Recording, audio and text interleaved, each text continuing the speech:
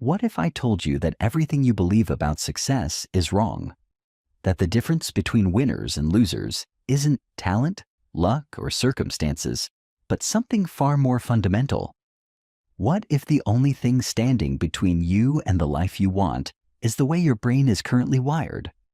Right now, as you're listening to this, your brain is operating on autopilot. It's running programs that were installed years ago, maybe decades ago, by your experiences, your environment, and the people around you. These programs are determining what you think is possible, what you believe you deserve, and what actions you take or don't take every single day. But here's the shocking truth that will change everything. Your brain is not fixed. It's not permanent. Every single thought pattern, every belief, every mental habit that's been holding you back can be rewired, reprogrammed, and transformed. This isn't wishful thinking. This is neuroscience. By the time you finish watching this video, you will not think the same way you do right now. That's not a promise. It's a biological fact. Your brain is rewiring itself every second of every day. Every time you challenge a belief, shift a thought, or practice mental control, you physically change your brain structure. This is called neuroplasticity, and it's the reason why some people break free from limitation, while others remain trapped in cycles of mediocrity. The difference isn't luck, it's not talent, it's knowledge and training. And that's exactly what you're about to receive. Most people will never master their mind. They'll keep overthinking, keep doubting themselves, keep making excuses, and keep waiting for the perfect time to change. They'll consume motivational content and still stay stuck in the same place year after year. Why? Because they never actually take control of their own thinking. They let their fears, their past, and their subconscious programming dictate their actions. But you are not most people. You're here because you're ready to break that cycle. You're here because you want to take control of your mind and start thinking, acting, and living at a higher level. This means what you're about to learn is not passive information. If you just listen without taking action, nothing will change. But if you commit to applying these techniques, your mind will transform, and so will your life. Everything you want in life starts in your mind. Success, confidence, happiness, resilience. It's all rooted in your ability to control your thoughts and emotions. No matter where you are right now, no matter how stuck, lost, or unmotivated you feel, the moment you take control of your mind, everything changes. And that journey starts right now. Chapter 1. The Winner's Brain versus the Loser's Brain. There are two types of people in this world: those who think like winners and those who think like losers. The difference between them isn't what they have, it's how they think. It's not about their circumstances, it's about their mindset. And most importantly, it's not about what happens to them. It's about how their brain processes what happens to them. Winners and losers can experience the exact same situation, the exact same setback, the exact same opportunity, and they will have completely different outcomes. Why? Because their brains are wired differently. They process information differently, they interpret events differently, and they respond to challenges differently. Let me show you exactly what I mean. When a winner faces a setback, their brain immediately starts looking for solutions. They ask questions like, what can I learn from this? How can I use this to get stronger? What opportunity is hidden in this challenge? Their brain is wired to see setbacks as feedback, as data, as stepping stones to something better. When a loser faces the exact same setback, their brain does something completely different. It starts looking for reasons why they're a victim. They ask questions like, why does this always happen to me? Why am I so unlucky? Who can I blame for this? Their brain is wired to see setbacks as evidence that they're not meant to succeed. Same situation, same facts, completely different mental processing, and that mental processing determines everything that happens next. The winner's brain is wired for growth. It sees challenges as opportunities to level up. It interprets failure as feedback. It views obstacles as training. The loser's brain is wired for protection. It sees challenges as threats. It interprets failure as proof of inadequacy. It views obstacles as evidence that success isn't meant for them. But here's what most people don't understand. These neural patterns aren't permanent. They're not personality traits. They're not genetic destiny. They're learned programs that can be unlearned and reprogrammed.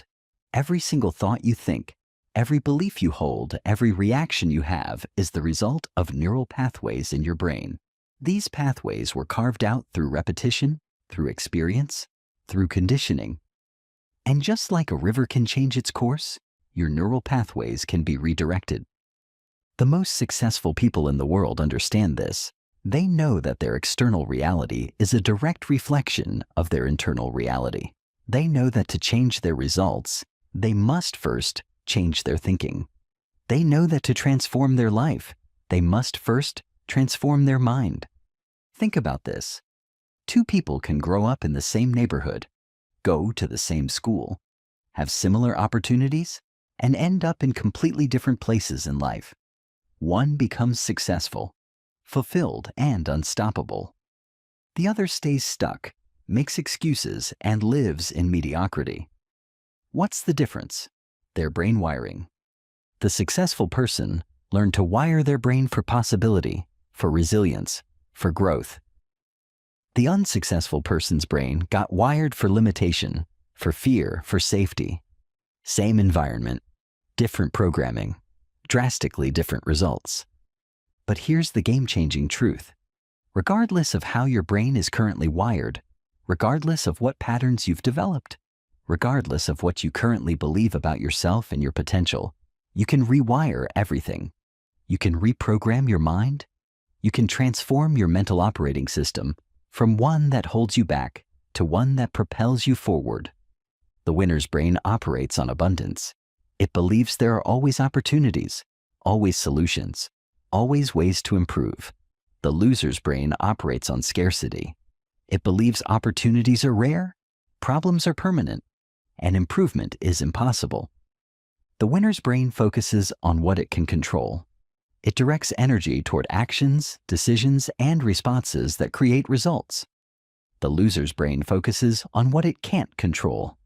It wastes energy on circumstances, other people, and events that are outside its influence. The winner's brain is future-focused. It constantly asks, where am I going? What am I building? How can I get better? The loser's brain is past-focused. It constantly replays, what went wrong? Why did this happen? How was I wronged? The winner's brain takes responsibility.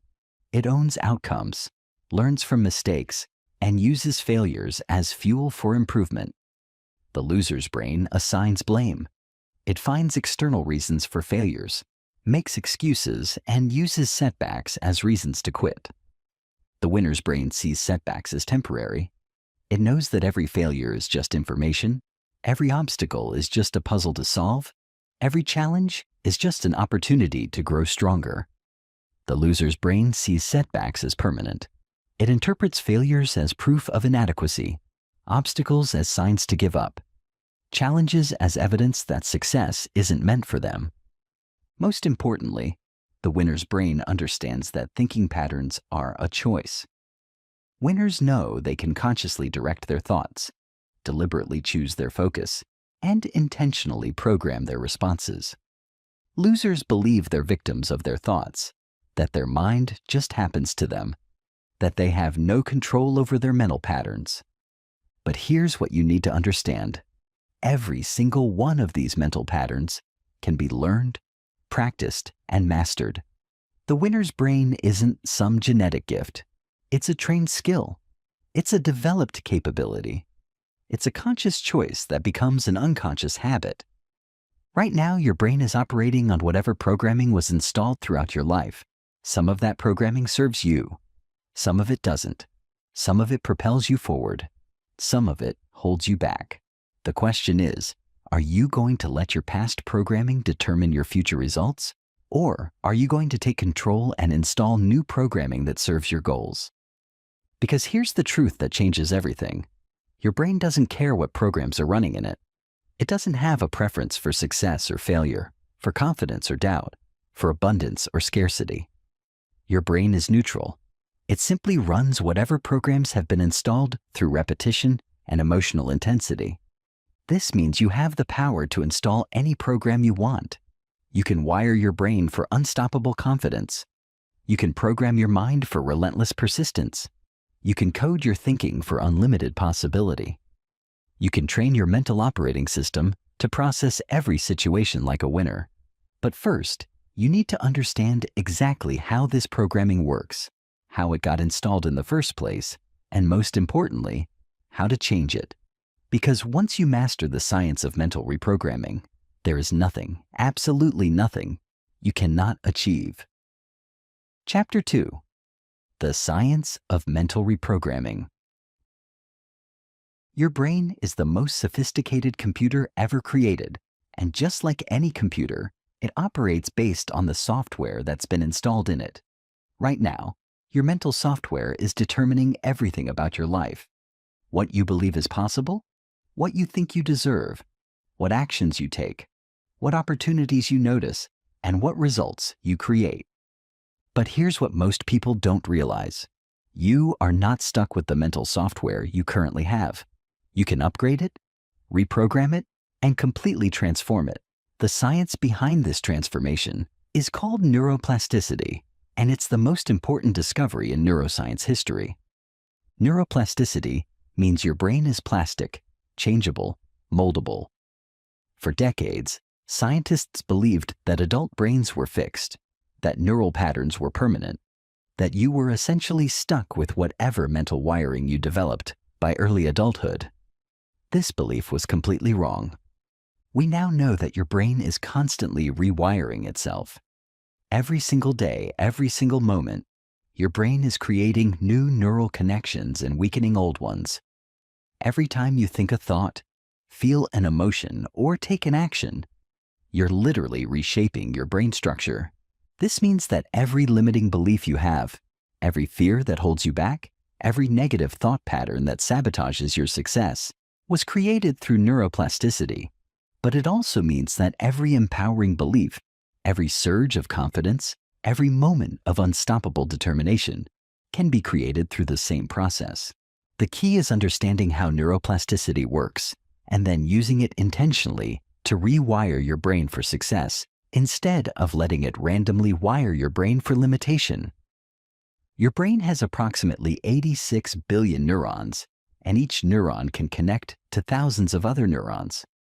This creates an almost infinite number of possible neural networks. The networks that get used most often become strongest. The networks that get used least often become weakest. This is the fundamental principle behind all mental change. Whatever you repeatedly think, feel, and do becomes your default mental programming. When you were born, your brain was like a fresh computer with basic operating software, but no specific programs. Everything you've learned, every belief you've developed, every habit you've formed, every emotional pattern you express, was installed through repetition and emotional intensity. If you grew up in an environment where people struggled with money, where success was seen as rare, where dreams were discouraged, those became your default mental programs. If you experienced repeated failures, rejections, or criticisms, your brain wired itself to expect and prepare for more of the same. If you were surrounded by limitation thinking, scarcity mindset, and fear-based decision-making, those patterns became your neural highways. But here's the revolutionary truth. What was programmed can be reprogrammed. What was wired can be rewired. What was learned can be unlearned and replaced with something better. The process of mental reprogramming follows three fundamental principles: repetition, emotional intensity, and consistency. Repetition means that to install new mental programming, you must repeatedly expose your brain to new thoughts, new beliefs, and new experiences. Just like learning to play piano requires repeatedly practicing the same movements until they become automatic. Rewiring your brain requires repeatedly practicing new thought patterns until they become your default. Emotional intensity means that the more emotion you attach to a new thought or belief, the faster your brain will accept it as real. Your brain pays more attention to emotionally charged experiences. This is why traumatic events can instantly create new fears or phobias, and why peak experiences can instantly create new confidence or motivation. The stronger the emotion, the deeper the neural imprint. Consistency means that sporadic effort produces sporadic results, but consistent effort produces permanent change. Your brain needs regular, ongoing reinforcement to fully integrate new programming. This is why motivation alone doesn't create lasting change, but daily practice does. Most people fail at mental reprogramming because they violate these principles. They try to change their thinking overnight. They don't attach enough emotion to new beliefs. Or they practice inconsistently. They read a book, watch a video, or attend a seminar, feel inspired for a few days, then fall back into old patterns because they didn't properly install new programming. But when you understand and apply these principles correctly, mental transformation becomes inevitable. When you consistently repeat new thought patterns with emotional intensity, your brain has no choice but to rewire itself. The old neural pathways weaken, the new neural pathways strengthen, and eventually, the new programming becomes your automatic response. Think about how you learned to drive a car. At first, you had to consciously think about every single action, checking mirrors, pressing pedals, steering, signaling. It felt overwhelming because your brain had no existing neural pathways for these complex movements. But through repetition, those movements became automatic. Now you can drive while having conversations, listening to music, or thinking about other things because the neural pathways for driving have become so strong, they operate unconsciously. Mental reprogramming works exactly the same way. Right now, thinking negatively, doubting yourself, focusing on problems, or feeling overwhelmed might feel automatic because those neural pathways have been strengthened through years of repetition. But you can build new neural pathways for thinking positively, believing in yourself, focusing on solutions, and feeling unstoppable. The most successful people in the world understand this process. They know that their mental programming determines their results, so they take conscious control of their programming. They don't leave their thinking to chance. They don't hope for the best. They deliberately install mental software that serves their goals. They understand that confidence isn't something you're born with. It's something you develop through repeatedly acting confident until confidence becomes your default state. They know that resilience isn't a personality trait. It's a mental skill developed through repeatedly responding to challenges with determination instead of defeat. They realize that success thinking isn't natural talent.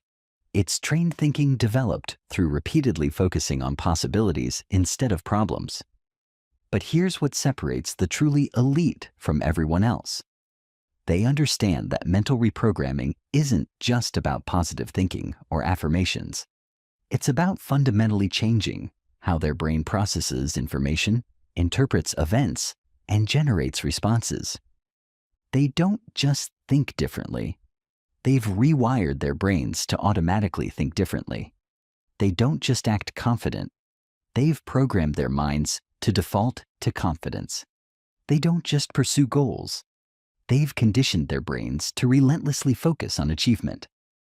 This level of mental transformation requires understanding the deeper mechanisms of how your brain creates your reality. Because your thoughts don't just influence your actions, they literally shape what you perceive, what you notice, and what opportunities become available to you.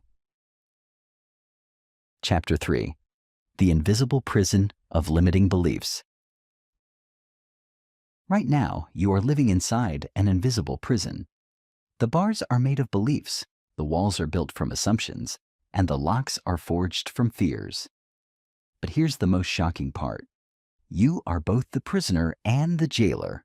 You created this prison, You maintain this prison, and most importantly, you have the key to escape this prison. This invisible prison is made up of limiting beliefs, and they are the single biggest obstacle standing between you and the life you want. Limiting beliefs are thoughts that you've repeated so many times, you now accept them as facts. They're opinions that have become convictions. They're interpretations that have become truths. But here's what you need to understand. Limiting beliefs are not facts. They're not truths. They're not realities. They're simply neural patterns that have been strengthened through repetition and emotional reinforcement. And because they're neural patterns, they can be changed.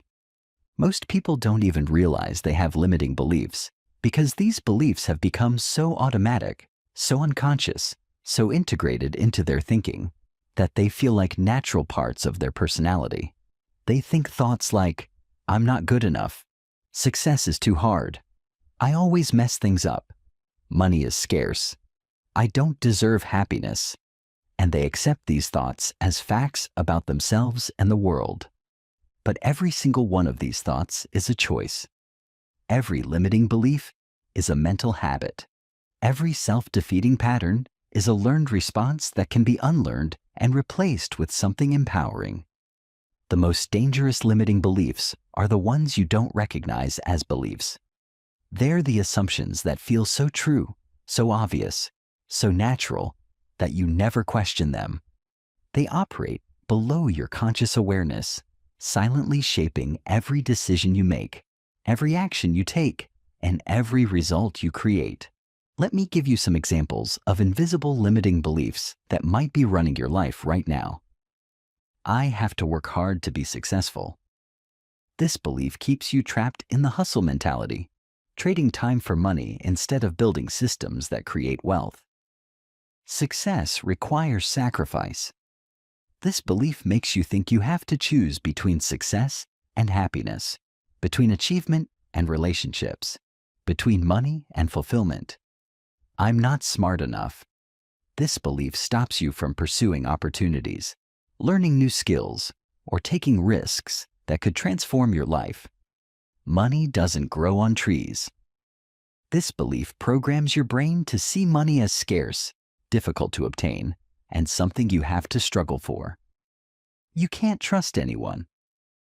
This belief isolates you from relationships, partnerships, and opportunities that require collaboration.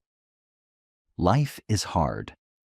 This belief makes you expect struggle, anticipate problems, and approach challenges with dread instead of excitement. Each of these beliefs feels true to the person who holds it because their brain has been collecting evidence to support it for years or decades. Their reticular activating system, the part of their brain that filters information, has been programmed to notice everything that confirms these beliefs and ignore everything that contradicts them. If you believe money is scarce, your brain will notice every story about financial struggle and overlook every story about financial abundance. If you believe success requires sacrifice, your brain will focus on examples of successful people who gave up everything and ignore examples of successful people who have balanced, fulfilling lives. If you believe you're not smart enough, your brain will magnify every mistake you make and minimize every achievement you accomplish. This is how limiting beliefs become self-fulfilling prophecies. They don't just shape what you think, they shape what you see. They don't just influence your actions, they filter your perception of reality. They create a feedback loop where your beliefs determine your focus determines your actions determine your results, and your results seem to confirm your beliefs. But here's the truth that shatters this entire system. Your beliefs are not based on reality. Reality is based on your beliefs. Your external world is a reflection of your internal world. Your circumstances are a manifestation of your consciousness. What you believe becomes what you perceive, and what you perceive becomes what you experience. This means that changing your beliefs doesn't just change your thinking. It changes your entire reality. When you replace limiting beliefs with empowering beliefs, you don't just feel different. You literally see different opportunities, notice different possibilities, and attract different circumstances. The most successful people in the world understand this principle. They know that their beliefs are their most valuable assets or their most destructive liabilities. They know that upgrading their beliefs is more important than upgrading their skills, more powerful than upgrading their strategies, and more transformative than upgrading their circumstances. They've discovered that there are no limits except the ones they accept in their mind. They understand that every limitation they've experienced was first a limitation they believed. They realize that every breakthrough they've achieved was first a breakthrough in their thinking. But most people live their entire lives without ever questioning their beliefs. They inherit beliefs from their parents, absorb beliefs from their culture, and adopt beliefs from their experiences without ever examining whether these beliefs serve them or sabotage them. They carry around beliefs that were installed when they were children, when they didn't have the wisdom to evaluate whether these beliefs were true or helpful. They operate based on beliefs that were formed during their worst moments, their most painful experiences, their most vulnerable states. Without ever updating these beliefs based on their growth, their learning, their expanded capabilities. It's like trying to run modern software on an outdated operating system. It's like trying to drive a Ferrari with the brakes on. It's like trying to fly while carrying lead weights. The first step to escaping the invisible prison of limiting beliefs is becoming aware that the prison exists. Most people don't realize they're in prison because they've never known freedom. They think their current reality is the only reality possible. They assume their current results are the only results available.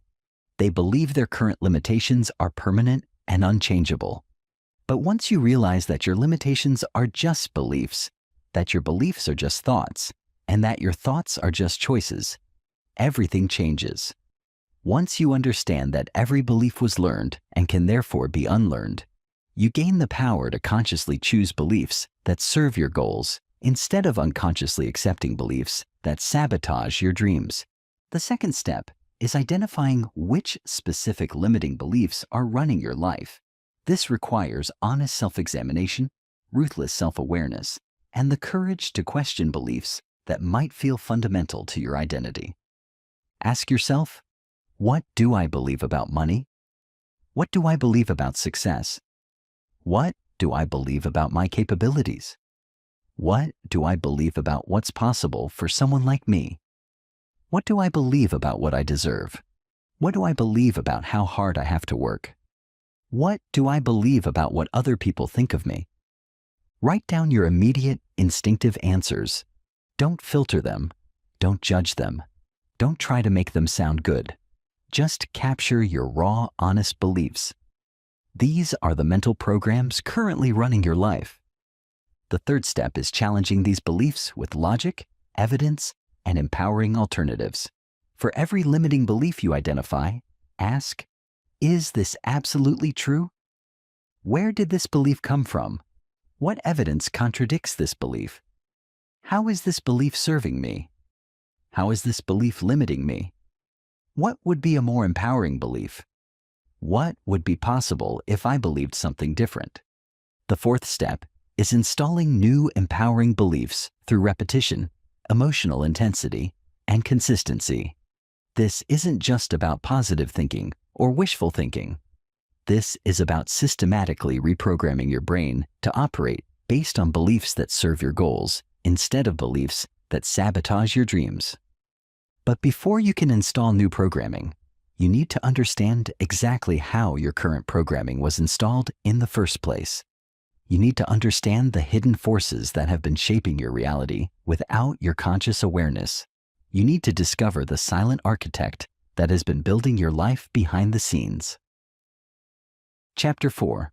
The Silent Architect, Your Subconscious Mind. There is an invisible force shaping every thought you think, every action you take, and every experience you have. It doesn't scream for attention. It doesn't make itself obvious.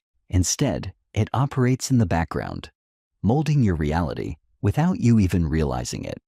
This force is your subconscious mind, and whether you are aware of it or not, it is the architect of your life. Most people believe their experiences shape their beliefs. If they struggle with money, they believe it's because opportunities are scarce. If they keep attracting toxic relationships, they assume it's just bad luck. If they lack confidence, they think it's because they were born that way. But here's the shocking truth. It's the other way around. Your beliefs don't come from your experiences. Your experiences come from your beliefs. Your subconscious is like a projection machine. Whatever is programmed into it, your core beliefs, fears, and expectations, it will seek to confirm in the external world. If you believe deep down that money is hard to come by, your subconscious will filter reality to reinforce that belief. It will cause you to overlook opportunities, to self-sabotage, to stay stuck in the same financial patterns, no matter how hard you try. If you believe relationships are painful, your subconscious will steer you toward people who prove that belief true, even if consciously you swear you want something different. This is why some people seem to effortlessly attract success, while others struggle no matter how hard they work. It's not luck. It's not just talent. It's because their subconscious is programmed for a different internal reality, and that internal reality creates their external world. If you want to change your life, you must change the blueprint. You must rewrite these subconscious programs that have been silently shaping your reality, because once you do, the external world has no choice but to follow. This might sound like magic, but it's actually neuroscience. Your brain is wired to function based on patterns and predictability. It doesn't like randomness. It craves certainty, and the way it creates that certainty is by filtering reality to match what it already expects to see. The part of your brain responsible for this is the reticular activating system, the RAS. It acts like a gatekeeper, determining which information reaches your conscious mind. Right now, there are millions of bits of information coming at you.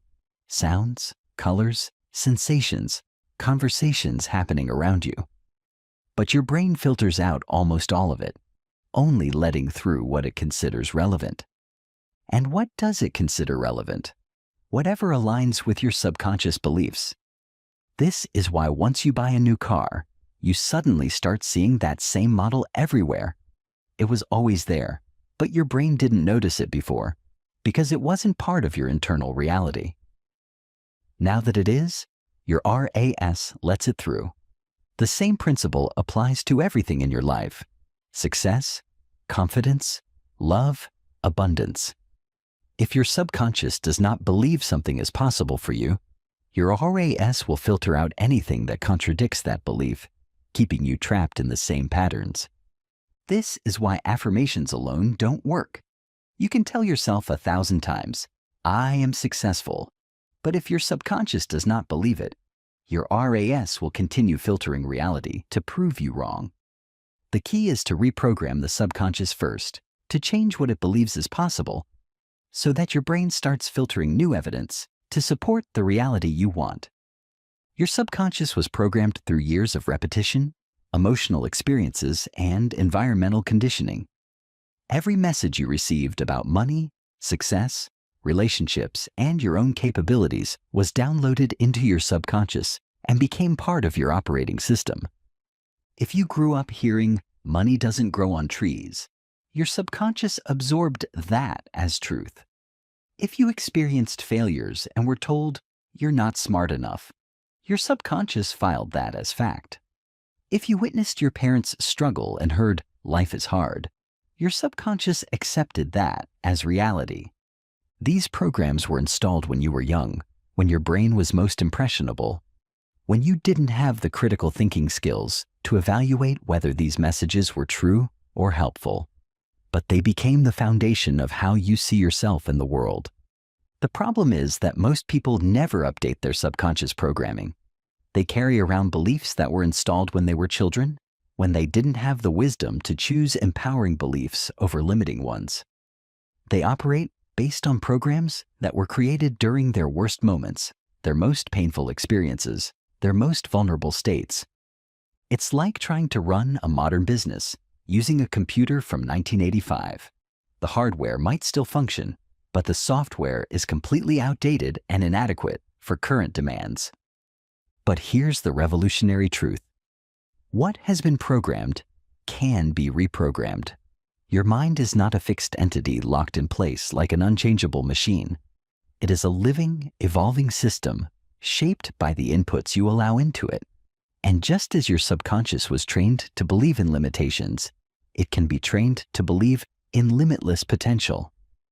Breaking free from subconscious programming requires understanding three core principles: awareness, repetition, and emotional intensity. Awareness means you cannot change what you do not see. Most people struggle to break free from negative habits, destructive thought patterns, and limiting beliefs because they are unaware of their own programming. They believe that the way they think, feel, and behave is simply who they are, never questioning whether these patterns were installed by external influences, past traumas, or societal conditioning. But the moment you become aware that your thoughts and beliefs are not absolute truths, but rather programs running in your subconscious, you gain the power to change them. Start by paying attention to your internal dialogue. What are the dominant thoughts that shape your daily experience? Do you constantly tell yourself you're not good enough? Do you catch yourself assuming the worst, doubting your abilities, or expecting failure before you even begin? These thoughts are not random. They are the result of subconscious programming, and they are keeping you stuck in the same cycle of self-sabotage. Next, examine the patterns in your life. If you repeatedly struggle with the same issues, whether it's financial instability, unhealthy relationships, or a lack of self-confidence, it is not because you are unlucky or incapable. It is because your subconscious mind is wired to recreate what it knows. It seeks familiarity, even if that familiarity is painful. If your subconscious was programmed to associate money with stress, relationships with disappointment, or success with overwhelming pressure, it will subconsciously guide you toward those outcomes over and over again. But once you see the pattern, you can break it. The moment you recognize that these beliefs are not facts, but programs, you begin to dismantle them from the inside out. Repetition means your subconscious learns through consistent reinforcement, not by hearing something once, but by experiencing it over and over again until it becomes the new default. This is why habits feel automatic, because the neural pathways controlling them have been strengthened over time. Just as old patterns were built, new patterns can be installed. The key is repetition and emotional intensity. The subconscious responds to emotion, not logic. You can tell yourself, "I am confident," but if you don't feel it, your subconscious won't register it as real. The key is to attach emotion to the new belief, to visualize it vividly, to feel the excitement of success, to embody the confidence you want to create. This is why visualization is so powerful. When you mentally rehearse success, your brain fires the same neural pathways as if you were actually experiencing it. The more emotionally real you can make a new belief feel, the faster your subconscious will accept it as truth. Emotional intensity means that the stronger the emotion attached to an experience or belief, the deeper the neural imprint. This is why traumatic events can instantly create new fears or phobias, and why peak experiences can instantly create new confidence or motivation. You can use this principle to accelerate your mental reprogramming. Instead of just thinking about your goals, feel them. Instead of just visualizing success, experience the emotions of already having achieved it. Instead of just repeating affirmations, embody the energy of the person you're becoming. The most successful people in the world understand these principles. They know that their subconscious programming determines their results, so they take conscious control of their programming. They don't leave their beliefs to chance. They don't hope their conditioning will magically change. They systematically reprogram their minds to support their goals instead of sabotage their dreams. They understand that at the core of subconscious reprogramming is identity. You don't just want to change behaviors. You want to change who you believe you are, because once you shift your identity, everything else falls into place. If you see yourself as someone who struggles, you will unconsciously make decisions that keep you struggling. If you see yourself as someone who is confident, successful, and capable, your subconscious will align your actions to match that identity. The key is to act as if, to start embodying the mindset, the habits, and the energy of the person you want to become. The moment you fully commit to a new identity, everything changes. Your mind stops resisting, your subconscious stops fighting back, and suddenly change doesn't feel forced. It feels natural. But to fully master this process, you need to understand not just how to reprogram your subconscious, but how to think like someone who has already achieved everything you want. You need to adopt the mental operating system of a winner. Chapter 5. Installing the winner's operating system. Right now, your mind is running an operating system. Just like your computer or phone has software that determines how it functions, your brain has mental software that determines how you think, how you feel, how you respond to challenges, and ultimately, what results you create in your life. The question is, what operating system are you currently running? Is it the winner's operating system that processes every situation as an opportunity, every setback as feedback, every challenge as training? Or is it the victim operating system that interprets problems as proof of powerlessness, obstacles as evidence of unfairness, and failures as confirmation of inadequacy? Most people are running outdated mental software. They're trying to create extraordinary results using ordinary thinking. They're attempting to achieve winner-level success while operating loser-level programming. And then they wonder why they keep getting the same results over and over again. But today, that changes. Today, you're going to learn how to completely upgrade your mental operating system. You're going to discover how to install the same mental software that separates winners from everyone else. You're going to understand exactly how successful people think, why they think that way, and most importantly, how you can train your brain to think the same way. The winner's operating system is built on 5 core principles that fundamentally change how your brain processes reality. These aren't just positive thinking techniques or motivational concepts. These are cognitive frameworks that literally rewire how your mind interprets events, generates responses, and creates results. Principle 1. Extreme ownership. Winners take responsibility for everything in their lives, even things that aren't technically their fault. They understand that while they can't control what happens to them, they can always control how they respond to what happens to them. And their response determines their results.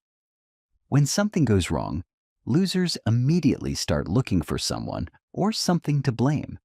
They ask questions like, "Who did this to me? Why is this happening to me? What external force is responsible for my problems?" This mental pattern keeps them powerless because they're focusing on factors outside their control. Winners ask completely different questions. What could I have done differently?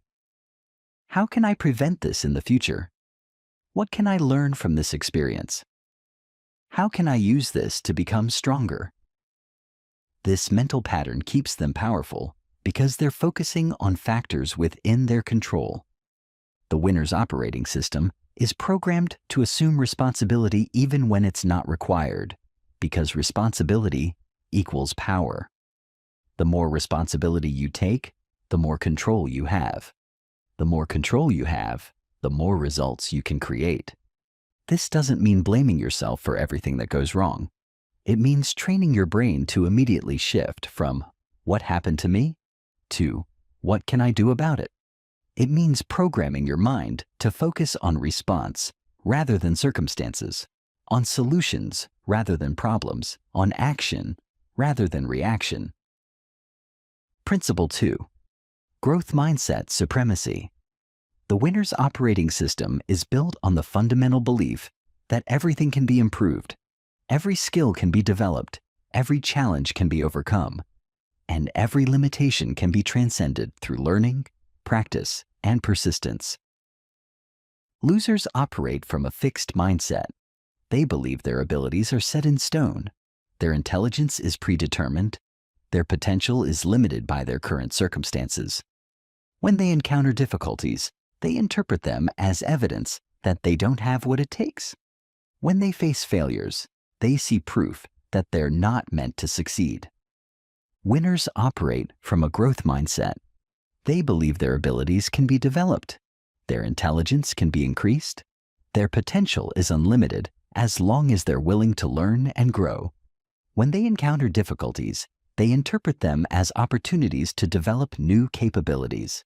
When they face failures, they see valuable feedback that helps them improve their approach. The winner's operating system processes every experience through the filter of growth.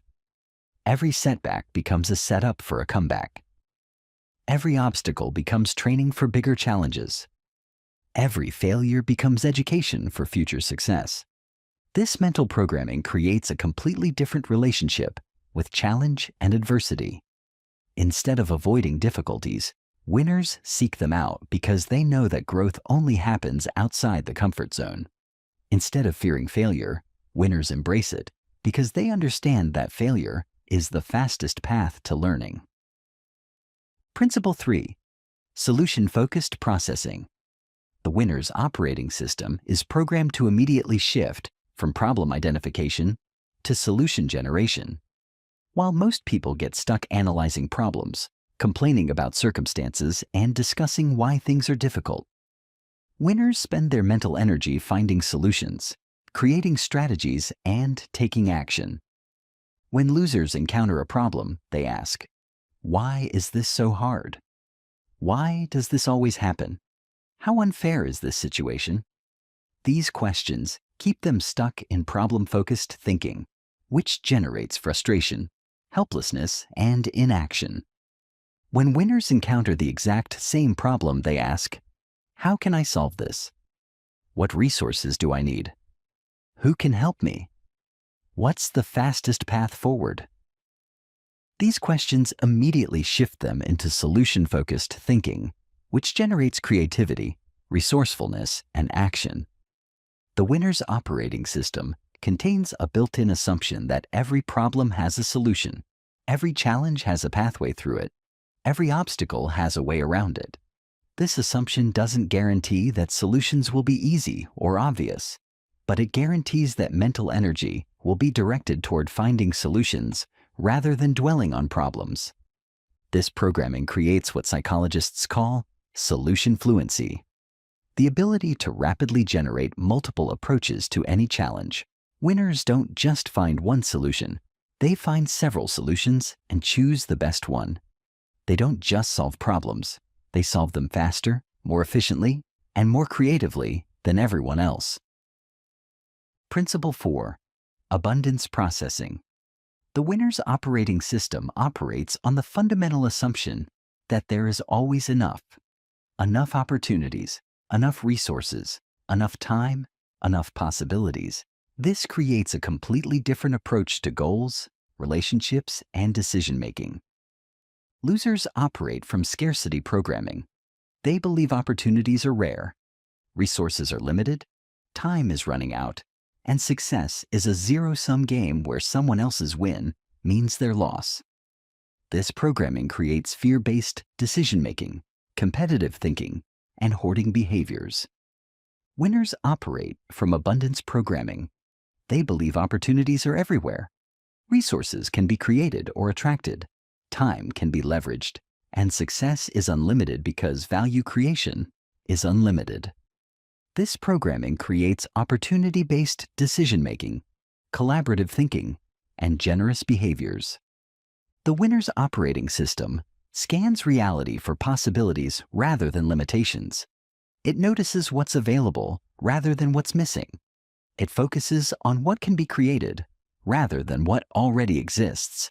This mental programming literally changes what you see in your environment, what opportunities you notice, and what resources become available to you. Principle 5. Future-focused orientation. The winner's operating system is primarily concerned with where you're going, not where you've been. It processes current situations based on future goals rather than past experiences. It makes decisions based on who you're becoming rather than who you've been. Losers are past-focused.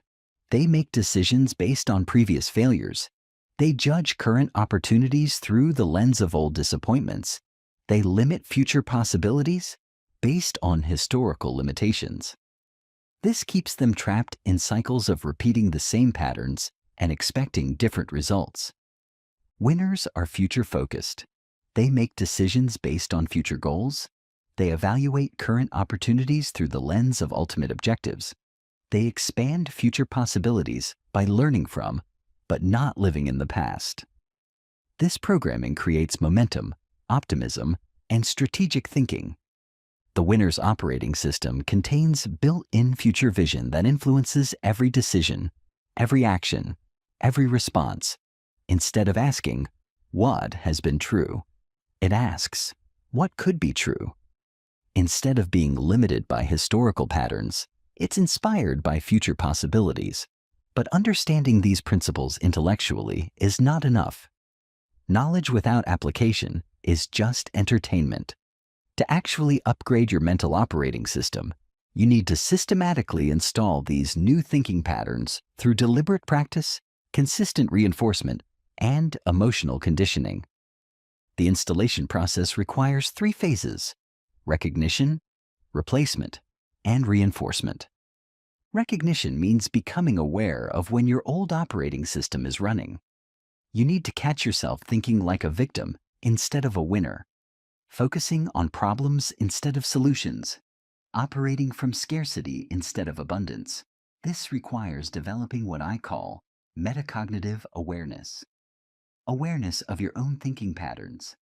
Throughout the day, ask yourself, how am I processing this situation? Am I taking responsibility or assigning blame? Am I looking for solutions or dwelling on problems? Am I operating from abundance or scarcity?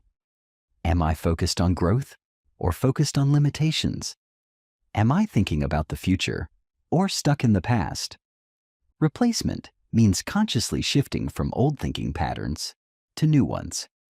When you catch yourself running victim programming, immediately switch to extreme ownership.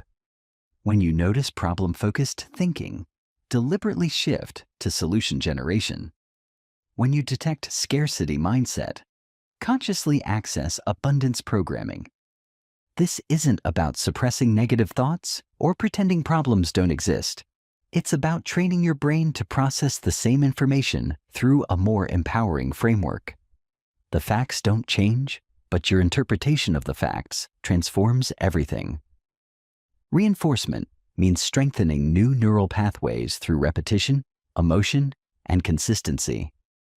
Every time you successfully switch from loser thinking to winner thinking, you're building mental muscle. Every time you catch yourself and make a conscious shift, you're installing new programming. The more you practice, the more automatic these new thinking patterns become. Eventually, you won't have to consciously choose winner thinking, because winner thinking will become your default. You won't have to force yourself to see opportunities, because opportunity recognition will be your automatic response. But installing the winner's operating system is just the beginning. Once you have the right mental software, you need to learn how to use it to systematically destroy every limitation that has been holding you back. You need to understand how to identify and eliminate the specific mental barriers that are preventing you from achieving everything you want. Chapter 6. The 4 Pillars of Unstoppable Confidence. Confidence is not a personality trait. It's not something you're born with. It's not a genetic gift that some people have and others don't. Confidence is a skill, and like any skill, it can be learned, developed, and mastered through the right knowledge and consistent practice. But most people misunderstand what confidence actually is and how it's created. They think confidence comes from success, from having good things happen to them, from external validation and approval. This is backwards. Success doesn't create confidence. Confidence creates success. Real confidence Unshakable confidence, unstoppable confidence, is built from the inside out. It's created through mental conditioning, not external circumstances. It's developed through systematic training, not random events. And it's maintained through consistent practice, not temporary wins. The most confident people in the world understand that confidence is a choice they make every single day, regardless of what's happening around them. They don't wait for circumstances to give them permission to feel confident. They generate confidence internally and then project it externally. This level of confidence is built on 4 foundational pillars that work together to create an unshakable sense of self-belief, personal power, and unstoppable momentum. When you understand and develop these 4 pillars, you become immune to doubt, resistant to criticism, and unstoppable in pursuit of your goals. Pillar 1. Competence confidence. This is confidence that comes from knowing you have the skills, knowledge, and abilities to handle whatever challenges come your way. It's the quiet assurance that comes from preparation, practice, and proven capability. Most people lack competence confidence because they're constantly putting themselves in situations where they feel unprepared, unskilled, or inadequate. They take on challenges without developing the necessary capabilities, then wonder why they feel anxious, overwhelmed, and doubtful. Competence confidence is built through what I call systematic skill development. Instead of hoping you'll figure things out as you go, you deliberately develop the competencies you need before you need them. Instead of jumping into challenges unprepared, you invest in learning, practicing, and mastering the fundamentals. This doesn't mean you have to be perfect before you start. It means you commit to becoming excellent at whatever you're pursuing. It means you take responsibility for developing the skills that success requires instead of hoping natural talent will be enough. The most confident people are also the most committed to continuous learning. They read voraciously, seek mentorship aggressively, practice relentlessly, and invest heavily in their own development. They understand that competence is not a destination, but a journey. Not an achievement, but a process. But competence confidence goes deeper than just having skills. It's about developing what psychologists call self-efficacy, the belief in your ability to learn whatever you need to learn, master whatever you need to master, and become whoever you need to become. People with high self-efficacy don't worry about not knowing something because they're confident in their ability to learn it. They don't fear new challenges because they trust their capacity to develop new capabilities. They don't avoid difficult situations because they believe in their power to grow into them. This level of competence confidence is developed through deliberately seeking challenges that stretch your capabilities, taking on projects that require you to learn new skills, and consistently proving to yourself that you can figure things out. Every time you successfully learn something new, master a difficult skill, or overcome a challenging situation, you build evidence that supports your belief in your own competence. Pillar 2. Character confidence. This is confidence that comes from knowing who you are, what you stand for, and what you're committed to, regardless of external circumstances or other people's opinions. It's the unshakable inner strength that comes from having clear values, strong principles, and unwavering integrity. Most people lack character confidence because they haven't done the inner work of defining their identity, clarifying their values, or establishing their non-negotiable principles. They're constantly seeking external validation because they don't have internal validation. They're easily influenced by others because they haven't established their own foundation. Character confidence is built through what I call identity architecture, the deliberate process of designing who you want to be and then consistently acting in alignment with that identity. It's about becoming so clear on your values that you never compromise them, so committed to your principles that you never violate them, and so aligned with your purpose that you never lose direction. This requires brutal honesty about who you currently are versus who you want to become. It requires identifying the gap between your current character and your ideal character, then systematically closing that gap through conscious choices and consistent actions. People with strong character confidence make decisions based on their values, not their feelings. They choose actions based on their principles, not their impulses. They stay committed to their goals based on their purpose, not their moods. This creates an inner stability that nothing external can shake. But character confidence also requires what I call authenticity courage, the willingness to be genuinely yourself even when it's uncomfortable, unpopular, or risky. Most people are so concerned with fitting in, being liked, and avoiding rejection that they hide their true selves and pretend to be someone they're not. This creates a fundamental confidence problem because when you're pretending to be someone else, you never get to experience being accepted for who you really are. You never get to build evidence that your authentic self is valuable, worthwhile, and acceptable.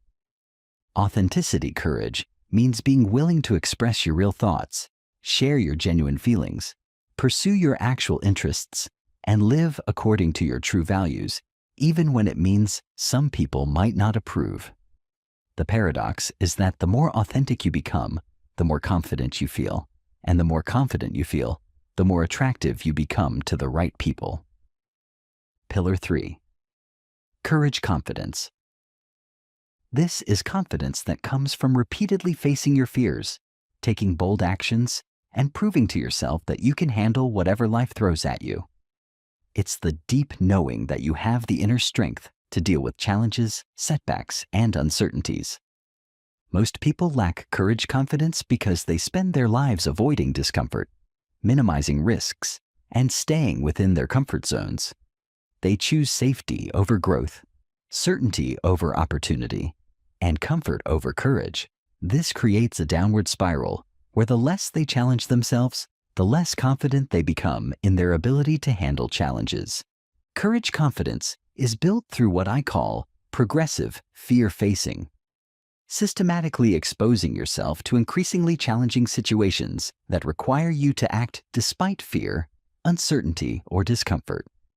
It's about deliberately choosing growth over comfort, action over analysis, and courage over convenience. This doesn't mean being reckless or stupid. It means being strategic about expanding your comfort zone, intelligent about taking calculated risks, and intentional about building your tolerance for uncertainty and discomfort. Every time you do something that scares you and survive, you build evidence that fear is not dangerous. Every time you take action despite uncertainty and succeed, you prove that uncertainty is not paralyzing. Every time you face a challenge and overcome it, you demonstrate that you're stronger than you think. But courage confidence goes beyond just facing external challenges. It also requires what I call emotional courage, the willingness to feel whatever emotions arise without being controlled by them. Most people are afraid of their own emotions. They avoid situations that might make them feel rejected, embarrassed, disappointed, or uncomfortable. This emotional avoidance actually increases emotional sensitivity and decreases emotional resilience. The more you avoid feeling certain emotions, the more power those emotions have over you. The more you run from discomfort, the more uncomfortable becomes the very idea of discomfort. Emotional courage means being willing to feel fear without being paralyzed by it, to experience rejection without being devastated by it, to face uncertainty without being overwhelmed by it, and to handle disappointment without being defeated by it. Pillar 4. Contribution confidence. This is confidence that comes from knowing that you have something valuable to offer the world, that your existence makes a positive difference, and that you're capable of creating value for others. It's the deep satisfaction that comes from purpose, meaning, and service. Most people lack contribution confidence because they're focused entirely on what they can get rather than what they can give. They're consumed with their own needs, problems, and desires without considering how they can help others, solve problems, or create value. This self-centered focus actually undermines confidence because it makes you dependent on external circumstances for validation and satisfaction. Contribution confidence is built through what I call value creation obsession, becoming relentlessly focused on how you can help others, solve problems, and make the world better in some way. It's about shifting from a mindset of, what can I get, to, what can I give, from, how can I be served, to, how can I serve. This shift transforms everything about how you approach life, relationships, and opportunities. Instead of going into situations worried about whether you'll be accepted, you go in focused on how you can contribute. Instead of being anxious about whether you'll get what you want, you're excited about whether you can give what others need. People with strong contribution confidence have what psychologists call pro-social purpose. They are motivated by making a positive impact on others, rather than just advancing their own interests. This creates a different kind of confidence that comes from knowing your life has meaning beyond your own immediate needs and desires. But contribution confidence also requires developing what I call impact awareness, understanding the specific ways you can create value and being intentional about developing those capabilities. This means identifying your unique strengths, talents, and perspectives, then systematically developing them to the point where you can make a meaningful difference. The most confident people are those who know exactly how they can help others and are constantly looking for opportunities to do so. They don't wonder if they have value. They know they have value because they're constantly creating it. They don't question their worth. They demonstrate their worth through their contributions. These 4 pillars work synergistically to create unstoppable confidence. Competence confidence gives you the skills to succeed. Character confidence gives you the integrity to succeed sustainably. Courage confidence gives you the resilience to succeed despite obstacles. Contribution confidence gives you the purpose to succeed meaningfully. When all 4 pillars are strong, you become unstoppable because your confidence is based on internal reality rather than external circumstances. You don't need other people's approval because you have your own approval. You don't need perfect conditions because you trust your ability to handle imperfect conditions. You don't need guarantees because you have confidence in your ability to create results regardless of what happens. But building these pillars requires more than understanding. It requires systematic development through specific practices and conscious choices. You need to know exactly how to develop each pillar and how to integrate them into a unified foundation of unshakable confidence. Chapter 7. The Discipline Revolution. From Motivation Addiction to Automatic Success. Most people have a discipline problem, but what they really have is a motivation addiction. They believe they need to feel inspired to take action. They tell themselves they'll start working out when they feel ready. They'll work on their business when they're in the right mood. They'll wake up early when they have more energy. And that's exactly why they never succeed. Motivation is temporary. It comes in waves. One day you feel like you can take on the world, and the next you don't even want to get out of bed. If your success depends on feeling inspired, you are doomed to fail. The truth is, the people who achieve extraordinary things don't rely on motivation at all. They operate on discipline, the ability to do what they said they would do, whether they feel like it or not. Think about it. The best athletes don't skip training just because they don't feel like it. The most successful entrepreneurs don't stop working on their businesses because they're not in the mood. They show up every single day regardless of how they feel, because they understand that success is a result of consistency, not emotions. If you've been waiting for motivation to hit before taking action, you've been playing the wrong game. The real secret is to remove emotions from the equation entirely. Success is a habit, not a mood. And habits are built through discipline, not feelings. But here's what most people don't understand. Discipline is not about forcing yourself to do things you hate. It's not about willpower and suffering and grinding through misery. Real discipline is about rewiring your brain to love the process of improvement so much that taking action becomes automatic, natural, and even enjoyable. Most people view discipline as something painful, something they have to do, and that's exactly why they resist it. But what if I told you that you can train your brain to crave discipline? That instead of avoiding hard work, you can actually become addicted to it. Your brain is designed to seek reward and avoid pain. Right now, every time you procrastinate, skip a workout, or indulge in distractions, your brain rewards you with a little hit of dopamine. That's why it feels so good to scroll social media instead of working on your goals. But the problem is, your brain is rewarding you for the wrong things. To develop unbreakable discipline, you need to reprogram your reward system. You need to start associating pain with laziness and pleasure with discipline. Here's how you do it. Use the immediate consequence trick. Your brain only takes action when it feels an immediate consequence. Right now, skipping a workout doesn't feel like a big deal. But if you linked skipping a workout to a painful consequence, like giving $100 to a friend every time you missed a session, you would suddenly feel motivated to show up. Create a system where failing to be disciplined all costs you something.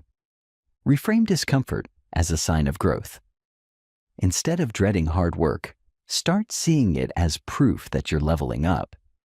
Every time something feels difficult, remind yourself, this is what growth feels like. This is how I separate myself from the average.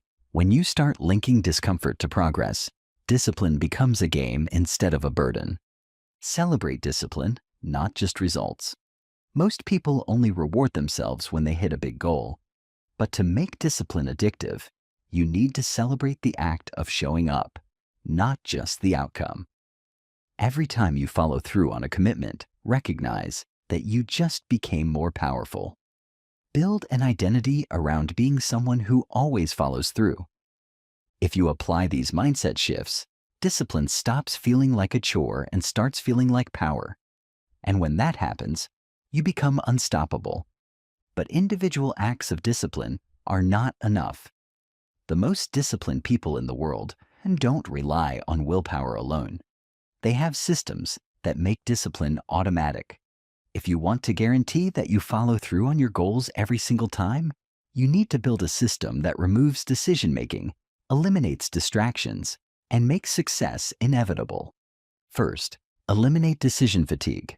Every time you have to decide whether or not to take action, you create an opportunity for excuses.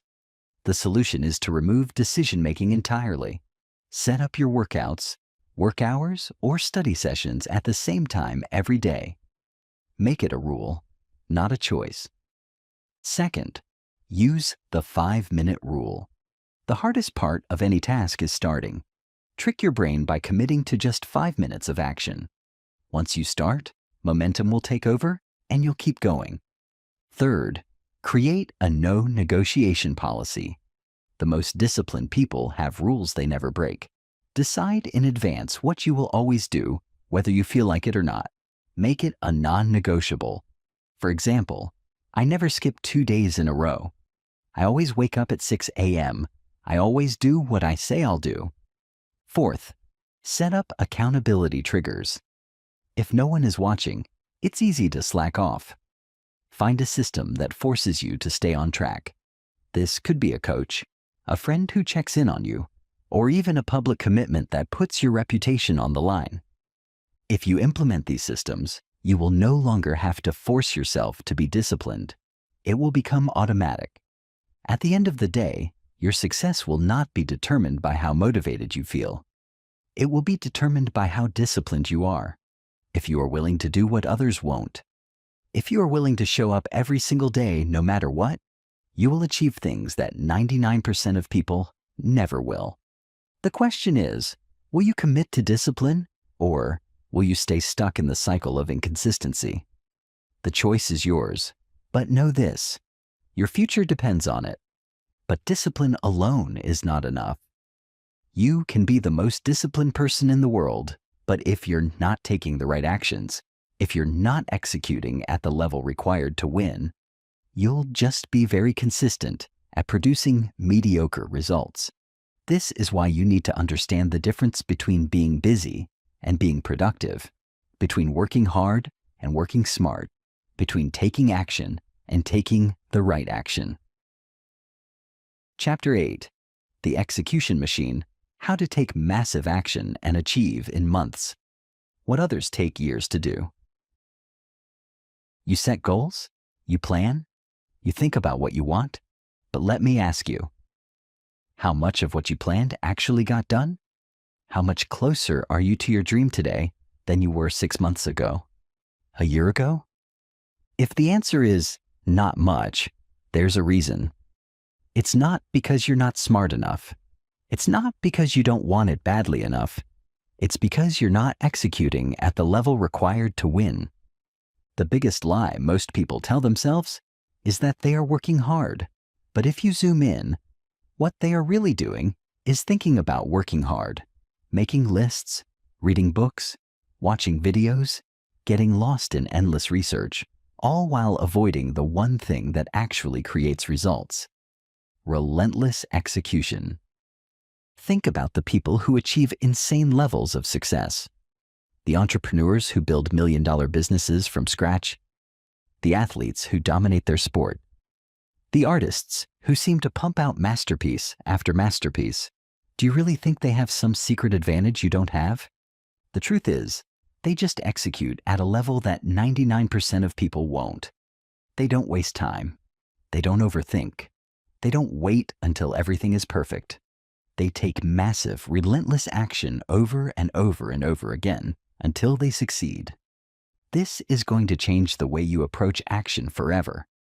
If you've been stuck in a cycle of procrastination, if you've been busy but not productive, if you've been working hard but seeing no real progress, then what you need isn't more knowledge. What you need is a system for execution, a way to take insane levels of action so consistently that results become inevitable. The first deadly trap that keeps you stuck in inaction is the learning loop. You tell yourself that before you start, you need to learn more. So you read another book, watch another tutorial, take another course. And while education is important, the problem is you never actually move to execution. You keep gathering information, waiting for the moment when you feel ready. But that moment never comes. The only real learning happens through action. Stop consuming. Start executing. The second trap is the perfectionist delay. You convince yourself that you can't start yet because it's not perfect. You want to launch your business, but your website isn't ready. You want to start posting content, but your videos aren't professional enough. You wait and tweak and polish, never realizing that perfect is the enemy of done. Nothing will ever be perfect. The fastest way to succeed is to start messy and improve along the way. The third trap is the distraction addiction. You tell yourself you'll work after you check your phone real quick. Then suddenly, 30 minutes are gone. You sit down to focus, but your brain craves another hit of dopamine, so you check email, scroll social media, watch just one more video. Before you know it, the entire day has slipped away. Your attention is being hijacked, and without focus, execution is impossible. If you don't control your environment will control you. If you recognize yourself in any of these traps, don't panic. You're not alone. But now you have no excuse. Awareness is the first step, and now it's time to break free. The highest achievers don't wait for motivation. They don't rely on willpower. They have a system, a structure that guarantees execution no matter what. If you want to operate at peak productivity, follow this system step by step, and you will be blown away by how much you accomplish. Step 1. Ruthless prioritization. Not all tasks are created equal. The secret to relentless execution isn't doing more. It's doing the right things with insane focus. Most people waste 80% of their time on tasks that don't actually move the needle. Instead, use the 80-20 rule. Identify the 20% of actions that will generate 80% of your results. Eliminate or delegate everything else. Attack those high-impact actions with obsessive focus. Every morning, ask yourself, if I could only complete one thing today, what would create the biggest impact on my goals? Then do that thing first, before anything else, with complete focus and intensity.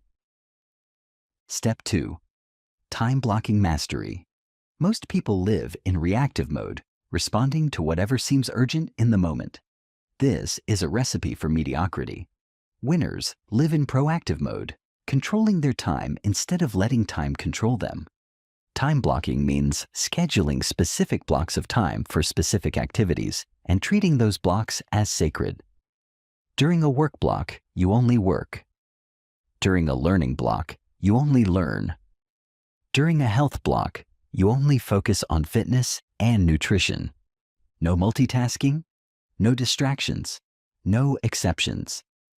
This level of focus will feel uncomfortable at first because your brain is addicted to distraction, but the results will be extraordinary. Step 3. The execution sprint method. Instead of trying to maintain high performance all day, work in focused sprints with planned recovery. The human brain can only sustain peak focus for limited periods, usually 90 minutes to 2 hours. Structure your day in execution sprints, 90 minutes of intense, focused work, followed by 15 to 30 minutes of recovery. During work sprints, you are completely focused on high-impact actions. During recovery periods, you rest, recharge, and prepare for the next sprint. This approach allows you to work at maximum intensity without burning out, to maintain peak performance throughout the day, instead of slowly declining from morning to evening. Step 4. The daily execution ritual. Create a morning routine that primes your brain for execution. This isn't about meditation or journaling, although those can be valuable. This is about preparing your mind and body for peak performance. Your execution ritual should include reviewing your priorities for the day, visualizing successful completion of your most important tasks, eliminating potential distractions, and setting clear intentions for how you want to show up. The most successful people start every day the same way, with the same routine, creating the same mental state that produces consistent results. Step 5. Progress tracking and iteration. You can't manage what you don't measure. Track your execution daily. How many high-impact actions did you complete? How much time did you spend in focused work? What obstacles prevented optimal performance? At the end of each day, ask, what worked well today? What could be improved tomorrow? What will I do differently? This creates a feedback loop that allows you to continuously optimize your execution system. But execution is not just about working harder. It's about working smarter. The most successful people don't just take more action, they take better action. They understand leverage, focus, and strategic thinking. They know how to multiply their results without multiplying their effort. Step 6. Leverage multiplication. Look for ways to create exponential results with the same amount of effort. This could mean building systems that automate repetitive tasks, delegating or outsourcing low-value work so you can focus on high-impact activities, learning high-leverage skills like sales, leadership, or coding that create disproportionate value. If you continue thinking in terms of direct effort, if I want to make more money, I need to work longer hours, you will always be limited by time. But if you shift to leverage-based thinking, your potential becomes limitless. Step 7. Energy management over time management. Most people focus on managing their time, but winners focus on managing their energy. You can have all the time in the world, but if you don't have energy, you won't execute at a high level. This means optimizing your sleep, nutrition, and exercise, not as separate goals, but as foundational elements that fuel your execution. It means understanding your natural energy rhythms and scheduling your most important work during your peak energy periods. It means protecting your mental energy by eliminating energy drains, toxic relationships, negative environments, low-value activities that deplete rather than energize you. Step 8. The compound execution effect. Understand that massive results come from consistent execution over time, not from sporadic bursts of activity. Every day you execute at a high level, you build momentum. Every day you don't, you lose momentum. The most successful people are not necessarily more talented or more intelligent. They are more consistent. They show up every day, they execute every day, they improve every day. And over time, this consistency compounds into extraordinary results. This is the execution machine, a systematic approach to taking massive action that makes results inevitable rather than accidental. When you implement this system, you don't hope for success. You engineer it. You don't wait for motivation. You create momentum. You don't depend on circumstances. You create circumstances. But even with perfect execution, success requires one more critical element: the ability to persist when things get difficult, when progress slows down, when obstacles multiply, and when everyone else would quit. You need unbreakable mental resilience. Chapter 9. Building unstoppable mental resilience. Life will test you. It will knock you down, disappoint you, frustrate you, and challenge you in ways you never expected. The question is not whether you will face adversity. The question is whether you will develop the mental resilience to turn that adversity into advantage. Mental resilience is not about avoiding problems or pretending everything is fine when it's not. Mental resilience is about developing the internal strength to handle whatever life throws at you while maintaining your focus, your confidence, and your commitment to your goals. Most people crumble when faced with significant challenges. They give up when things get hard, make excuses when obstacles appear, and abandon their dreams when progress slows down. But the most successful people in the world have developed something different: unbreakable mental resilience that allows them to not just survive difficulties, but to thrive because of them. This level of mental resilience is not a personality trait you're born with. It's not genetic luck. It's a trained skill that can be developed through specific practices and conscious choices. And once you develop this skill, you become virtually unstoppable because external circumstances lose their power to control your internal state. The foundation of mental resilience is what I call emotional sovereignty, the ability to choose your emotional response regardless of external circumstances. Most people are emotional slaves. Their feelings are determined by what happens to them, by what other people say or do, by whether things go according to plan.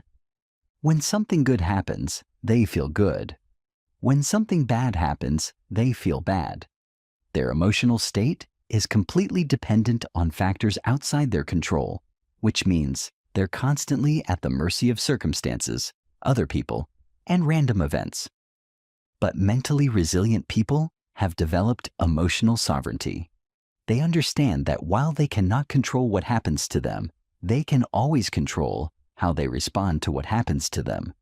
They know that their emotional state is a choice, not a consequence. This doesn't mean suppressing emotions or pretending to feel differently than you actually feel. It means understanding that you have the power to choose which emotions you focus on, which emotions you amplify, and which emotions you allow to drive your decisions. When something disappointing happens, an emotionally sovereign person allows themselves to feel the disappointment without being controlled by it.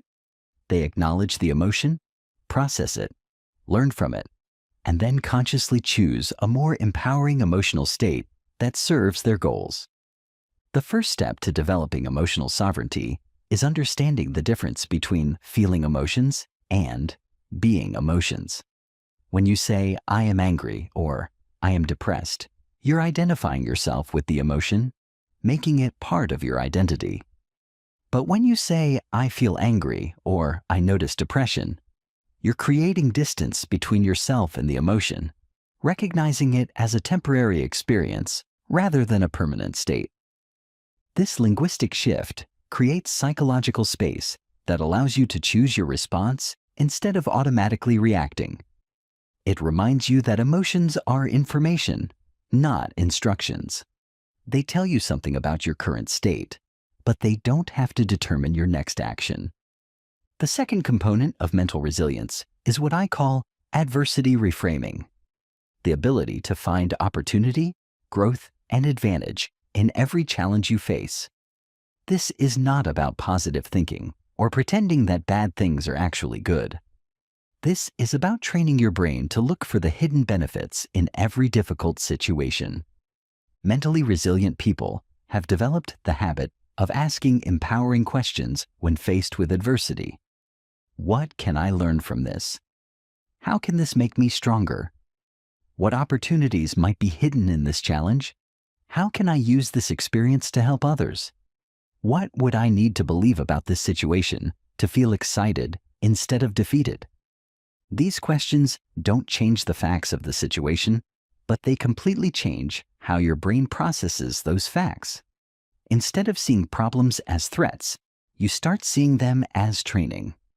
Instead of viewing setbacks as evidence of failure, you begin viewing them as feedback for improvement. This mental reframing is based on a fundamental truth that most people don't understand. Every adversity contains within it the seed of equivalent or greater benefit. Every challenge forces you to develop new capabilities. Every obstacle teaches you something valuable. Every setback provides information that can help you succeed. But you only access these benefits if you train your brain to look for them. Most people are so focused on what they're losing, what's going wrong, or how unfair the situation is that they completely miss the growth opportunities that adversity provides. The third element of mental resilience is persistence programming, the ability to maintain effort and commitment over extended periods, especially when progress is slow, results are delayed, or obstacles multiply. Most people quit too soon. They give up right before the breakthrough, abandon their goals just before the tipping point, and stop trying just before success becomes inevitable. This happens because they don't understand how success actually works. Success is not linear. It doesn't happen gradually and predictably. Success happens in bursts, in breakthroughs, in sudden leaps forward after long periods of apparently slow progress. Most of the work happens behind the scenes, beneath the surface, in ways that aren't immediately visible. Think about how a bamboo plant grows. For the first 4 years, you see almost nothing. The plant appears to be doing nothing, growing maybe a few inches. But in the 5th year, it grows 90 feet in 6 weeks. Was the plant doing nothing for 4 years? It was developing an extensive root system that could support explosive growth. Success works the same way. You might work for months or even years without seeing dramatic results, but you're developing the foundation, the skills, the relationships, the systems that will support explosive growth when the time is right. Persistence programming means understanding this principle and committing to long-term effort regardless of short-term results. It means staying committed to your goals, not because of what you can see, but because of what you believe is possible. It means continuing to take action not because progress is obvious, but because progress is inevitable if you don't quit. The most successful people have developed what I call delayed gratification mastery, the ability to sacrifice immediate pleasure for long-term gain, to invest in activities that don't pay off immediately, but compound over time, to stay focused on long-term vision when short-term circumstances are discouraging. This requires training your brain to value future rewards more than immediate rewards, to find satisfaction in the process rather than just the outcome, to derive motivation from commitment rather than just feelings. The fourth component of mental resilience is failure immunity, the ability to attempt, fail, learn, and try again without being emotionally devastated or mentally discouraged. Most people are terrified of failure because they interpret failure as evidence of personal inadequacy, proof that they're not good enough, or confirmation that success isn't meant for them. But mentally resilient people have a completely different relationship with failure. They understand that failure is not the opposite of success. Failure is a component of success. They know that every successful person has failed more than unsuccessful people have even tried. Failure immunity is developed by redefining what failure means. Instead of seeing failure as proof of inadequacy, start seeing it as evidence that you're attempting something worthwhile. Instead of interpreting failure as permanent, start viewing it as temporary feedback. Instead of believing failure reflects your identity, start understanding that failure reflects your current skill level, which can always be improved. The most successful people fail fast, fail often, and fail forward. They attempt difficult things, knowing they might not work, but they learn from every attempt and use that learning to improve their next attempt. They understand that the fastest way to succeed is to accelerate the learning process, and the fastest way to learn is to get feedback from real-world attempts, even when those attempts don't produce the desired results. This creates what psychologists call anti-fragility, the ability to become stronger from stress rather than weaker. Instead of being broken by challenges, anti-fragile people are strengthened by them. Instead of being discouraged by setbacks, they're motivated by them. Instead of being defeated by obstacles, they're trained by them. The fifth element of mental resilience is support system architecture, the deliberate creation of relationships, environments, and resources that reinforce your resilience during difficult times. Mental resilience is not just an individual capability. It's also a social and environmental one. The people you spend time with, the environments you frequent, the content you consume, and the activities you engage in either strengthen your resilience or weaken it. Mentally resilient people are intentional about surrounding themselves with influences that support their mental strength. This means building relationships with people who believe in your potential even when you doubt yourself, who encourage your growth even when progress is slow, who challenge you to stay committed even when you want to quit. It means creating environments that remind you of your goals, your values, and your capabilities. It means consuming content that strengthens your mindset rather than content that weakens it. But support system architecture goes beyond just positive influences. It also means having practical resources available during difficult times, mentors you can call for guidance, friends you can rely on for encouragement, systems you can use for stress management, and strategies you can implement for emotional regulation. The sixth component is meaning-making mastery, the ability to create purpose and significance from any experience, especially difficult ones. Humans can endure almost any suffering if they can find meaning in it, but they struggle with even minor discomforts if those discomforts seem pointless. Mentally resilient people have developed the ability to create meaning from their experiences regardless of the circumstances. They understand that meaning is not found in experiences. Meaning is created through interpretation. The same experience can be meaningful or meaningless depending on how you choose to interpret it. This requires developing what Viktor Frankl called the last of human freedoms, the ability to choose your attitude in any circumstance. Even when you cannot control what happens to you, you can always control what you make it mean. Even when you cannot change your circumstances, you can always change your relationship to your circumstances. Meaning-making mastery involves connecting your current challenges to your larger purpose, viewing your struggles as training for your mission, and interpreting your difficulties as preparation for your destiny. When you can find purpose in your pain, significance in your struggles, and meaning in your challenges, you become emotionally invincible. The seventh element of mental resilience is recovery rituals, systematic practices for bouncing back from setbacks, managing stress, and maintaining psychological equilibrium during challenging periods. Mental resilience is not about being unaffected by difficulties. It's about recovering quickly and completely from difficulties. This requires having specific practices for emotional regulation, stress management, and mental recovery. These might include physical practices like exercise, meditation, or breathing techniques, cognitive practices like journaling, visualization, or positive self-talk, social practices like talking with trusted friends, seeking mentorship, or participating in supportive communities. The key is having these practices established before you need them, making them habitual rather than emergency measures, and using them consistently rather than sporadically. Mental resilience is like physical fitness. It must be maintained through regular practice, not just developed during times of need. The eighth and final component is growth identity integration, making resilience and growth a core part of who you are, rather than just something you do.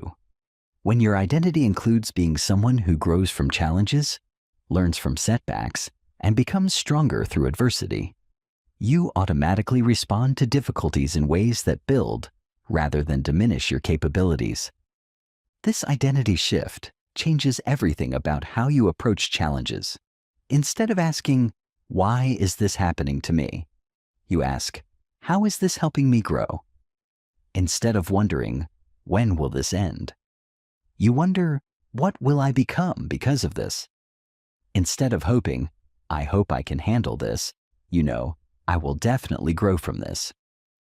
When mental resilience becomes part of your identity, rather than just a skill you use, you become truly unstoppable. External circumstances lose their power to diminish you because every circumstance becomes an opportunity for growth.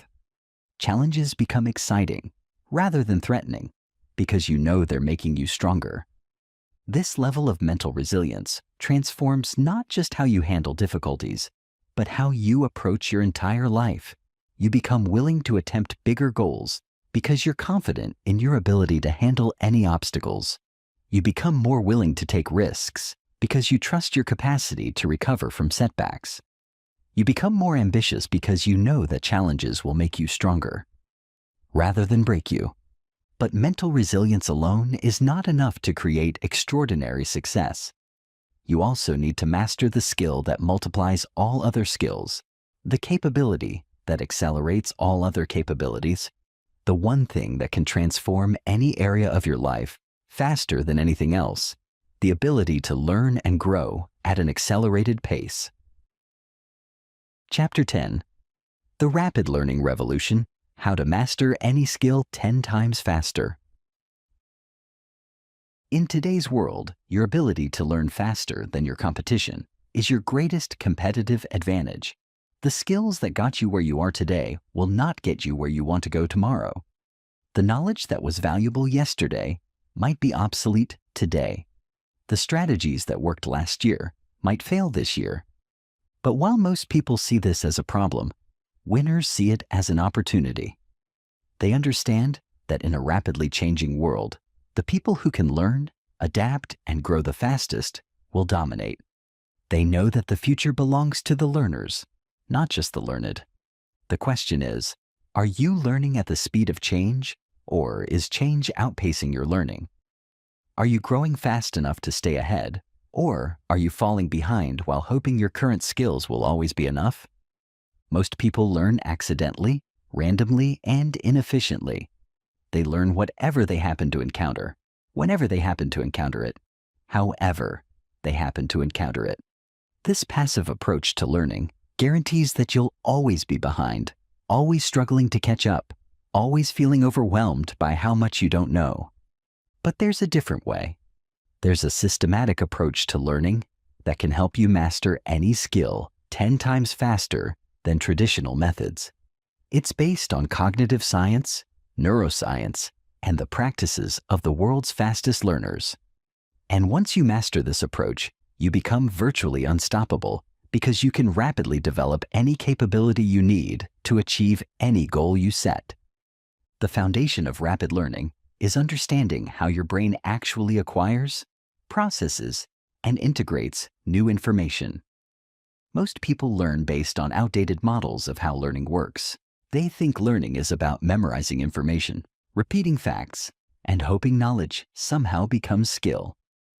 But modern neuroscience reveals that learning is about building neural networks, strengthening connections between concepts, and integrating new information with existing knowledge. Real learning happens when your brain creates new pathways and patterns, not when it stores isolated facts. This means that the fastest way to learn is not to consume more information, but to process information more effectively. It's not about studying longer, but about studying smarter. It's not about reading more books, but about implementing more concepts. The first principle of rapid learning is active processing, engaging with information in ways that force your brain to work with it, rather than just passively receive it. Most people learn passively. They read, listen, or watch without actively engaging their minds. This creates the illusion of learning without actual learning.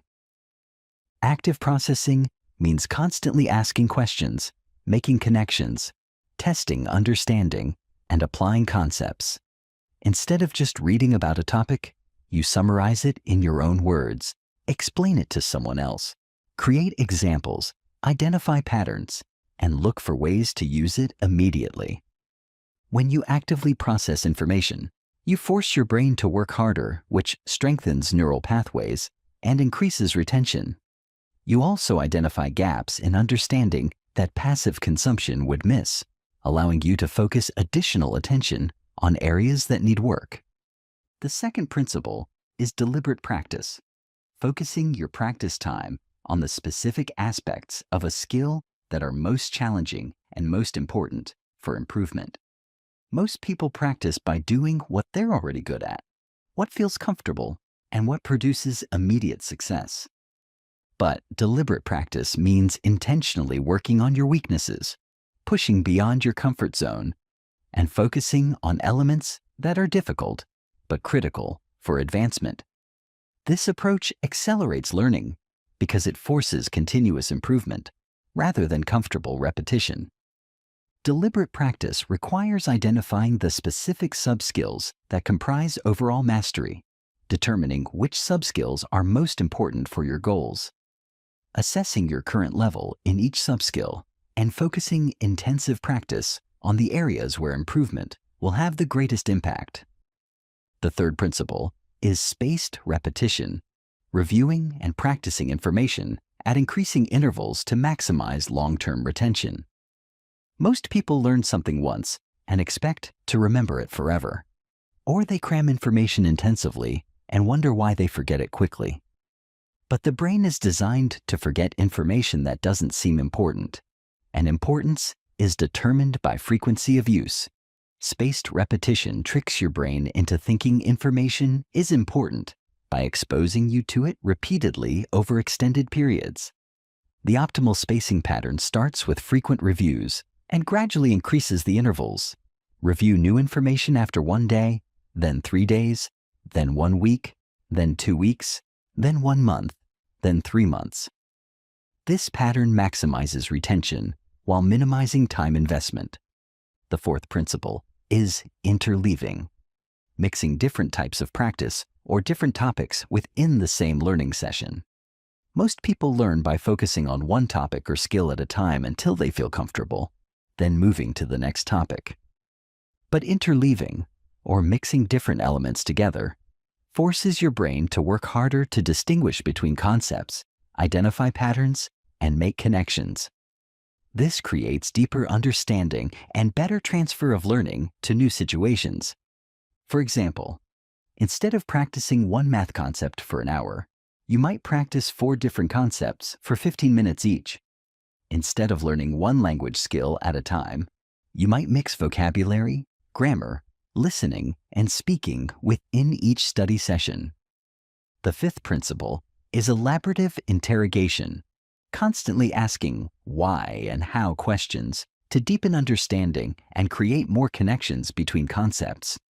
Most people accept information at face value without questioning the underlying logic, connections, or applications. But asking questions like, why is this true? How does this connect to what I already know? When would this be most useful? And what are the implications of this?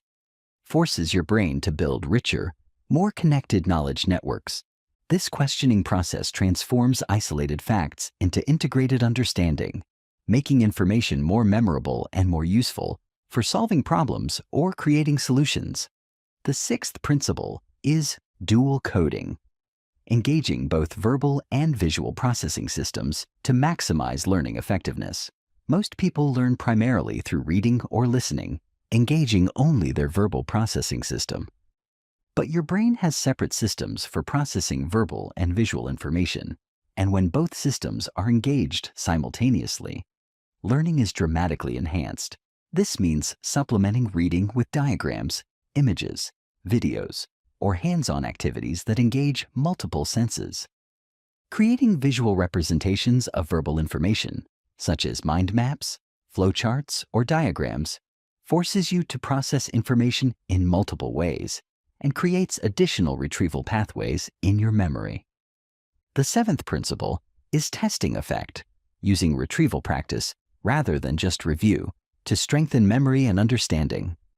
Most people study by rereading notes, highlighting text, or reviewing materials.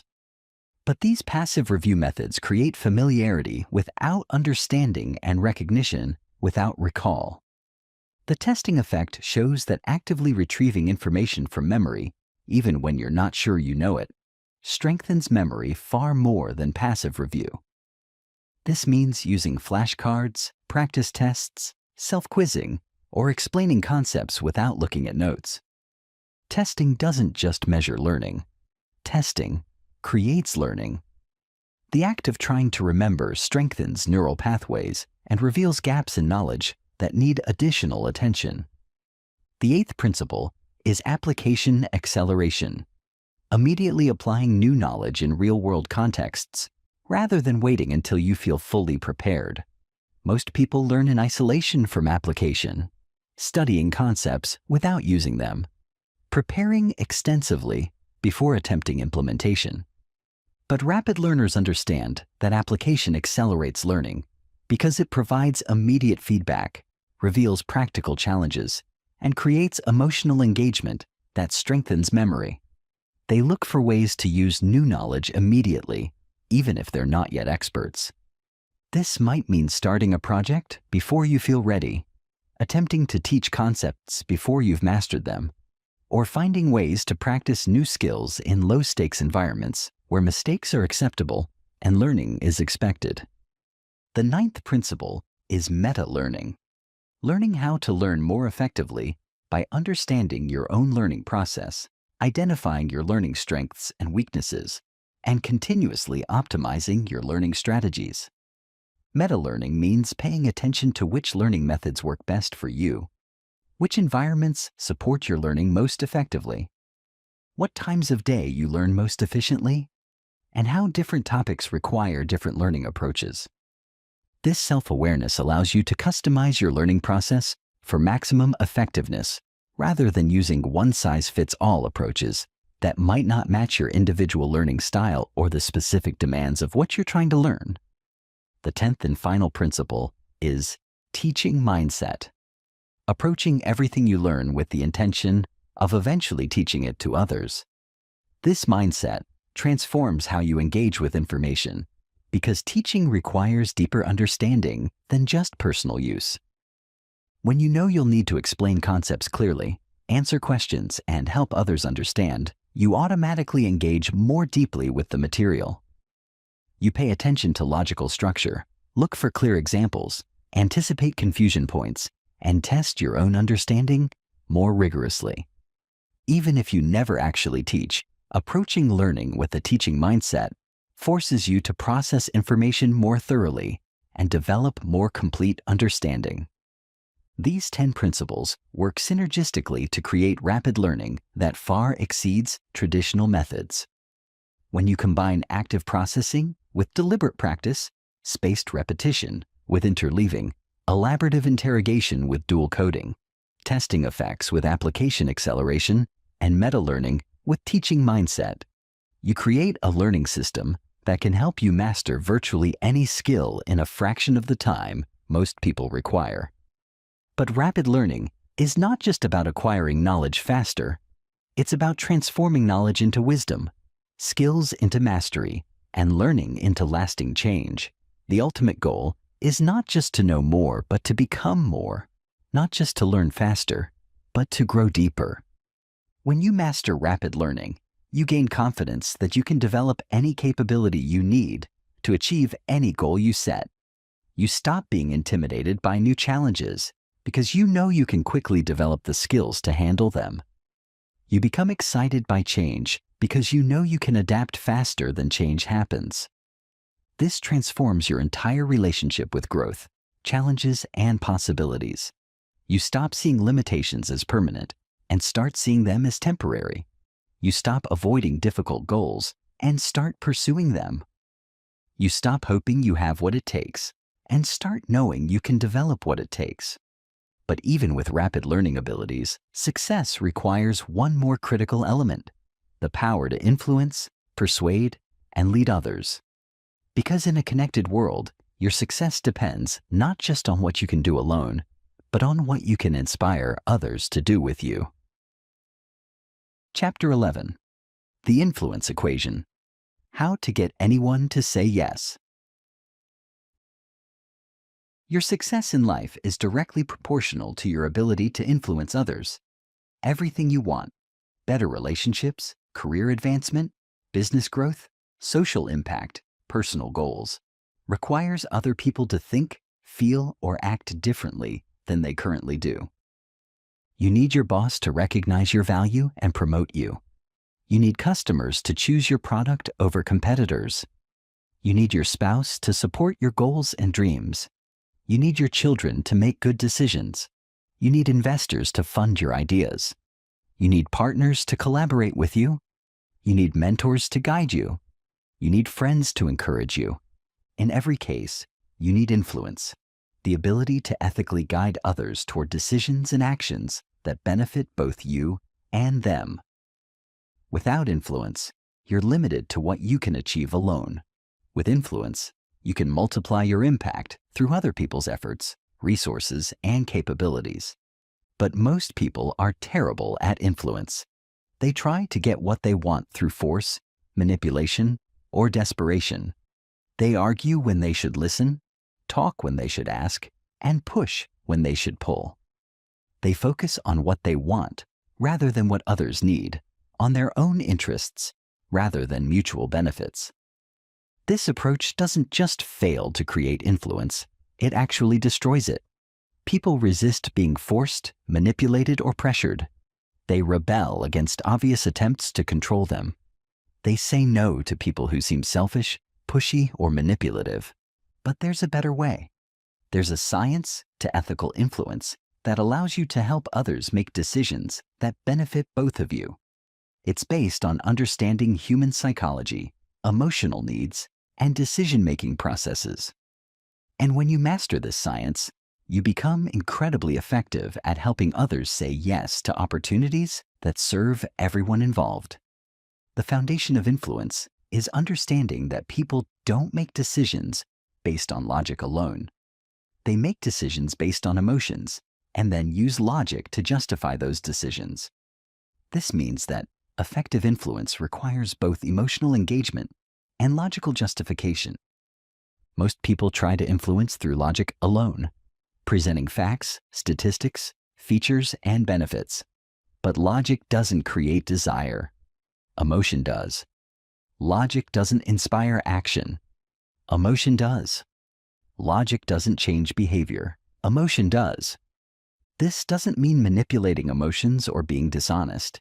It means understanding that humans are emotional beings who use logic to make sense of their emotional responses. Effective influence means engaging both the emotional and logical systems in ways that lead to mutually beneficial decisions. The first principle of ethical influence is reciprocal value creation, always looking for ways to provide value before asking for anything in return. Most people approach influence with a taking mindset. They want something from others and try to figure out how to get it. But influential people approach relationships with a giving mindset. They look for ways to help others achieve their goals, solve their problems, and improve their situation. This creates reciprocal obligation. When you help others get what they want, they naturally want to help you get what you want. Reciprocal value creation requires understanding what others truly want, not just what they say they want. This means asking questions, listening carefully, and paying attention to both stated needs and underlying motivations. People want to feel important, understood, appreciated, and valued. They want to make progress toward their goals. They want to solve their problems. They want to avoid pain and gain pleasure. They want to be right, to look good, and to feel smart. When you help them satisfy these deeper needs, they become much more receptive to your requests. The second principle is emotional resonance, communicating in ways that create positive emotional responses, rather than neutral or negative ones. This requires understanding how different communication styles affect others emotionally and choosing approaches that generate openness rather than resistance. Emotional resonance is created through several elements: matching communication style to the other person's preferences, using language that creates positive associations, telling stories that generate desired emotions, asking questions that lead to self-discovery, and presenting information in ways that make others feel smart rather than stupid. For example, instead of telling someone what they should do, ask questions that help them discover the right answer themselves. Instead of presenting your ideas as superior, position them as building on their existing insights. Instead of criticizing current approaches, acknowledge what's working while suggesting improvements. The third principle is social proof integration. Helping others see that their desired decision is consistent with what similar people are doing, what successful people recommend, or what experts suggest. Humans are social creatures who use others' behavior as a guide for their own decisions. Social proof is most effective when it comes from people the other person respects, admires, or identifies with. This might be industry leaders, successful peers, respected experts, or people in similar situations who have achieved desired results. But social proof must be authentic and relevant. False or exaggerated social proof destroys credibility and trust. The goal is to help others see that the decision you're suggesting is not unusual, risky, or stupid, but rather normal, safe, and smart.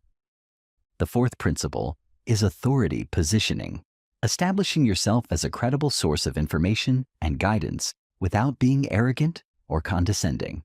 People are more likely to be influenced by those they perceive as knowledgeable, experienced, and trustworthy. Authority is built through demonstrated expertise, relevant experience, credible credentials, and consistent reliability. But true authority also includes humility, honesty about limitations, and genuine concern for others' best interests. This means sharing relevant experience without bragging, providing evidence for claims without overwhelming with data, acknowledging when you don't know something, and focusing on helping others make good decisions rather than proving how smart you are. The fifth principle is commitment consistency, helping others make commitments that align with your desired outcome and then supporting them in staying consistent with those commitments. People have a strong psychological need to remain consistent with their previous statements and decisions. This principle works by getting others to verbalize agreement with principles, values, or goals that naturally lead to the decision you want them to make. For example, if you want someone to choose quality over price, first get them to agree that quality is important in this type of decision. But commitment consistency must be authentic. The goal is not to trick people into saying things they don't believe, but to help them clarify what they actually value and then make decisions consistent with those values. The sixth principle is scarcity communication, helping others understand what they might lose by not acting or what opportunities might not be available later. People are more motivated by the fear of loss than by the possibility of gain. But scarcity must be real and relevant. False scarcity destroys trust and credibility. Real scarcity might be limited time availability, unique opportunities, restricted access, or competitive advantages that won't last forever. The key is helping others understand the true costs of inaction or delay without creating artificial pressure or urgency.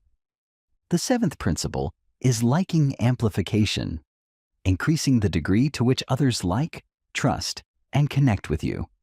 People are much more likely to be influenced by those they like than by those they don't like, regardless of the quality of the ideas being presented. Liking is increased through genuine interest in others, finding common ground, providing sincere compliments, showing appreciation, and demonstrating that you understand and care about their perspective. This doesn't mean being fake or manipulative, but rather being genuinely interested in others as human beings, not just as means to achieve your goals. The eighth principle is choice architecture, presenting options in ways that make your preferred choice seem most attractive without eliminating alternatives or being deceptive. The way choices are presented dramatically affects which options people select. This might involve the order in which options are presented, the way benefits and costs are framed, the context in which decisions are made, or the default options that are suggested. Choice architecture should be used ethically to help others make good decisions, not to manipulate them into bad ones. The ninth principle is emotional state management, influencing when and how conversations happen to maximize the likelihood of positive outcomes. People make different decisions when they're in different emotional states.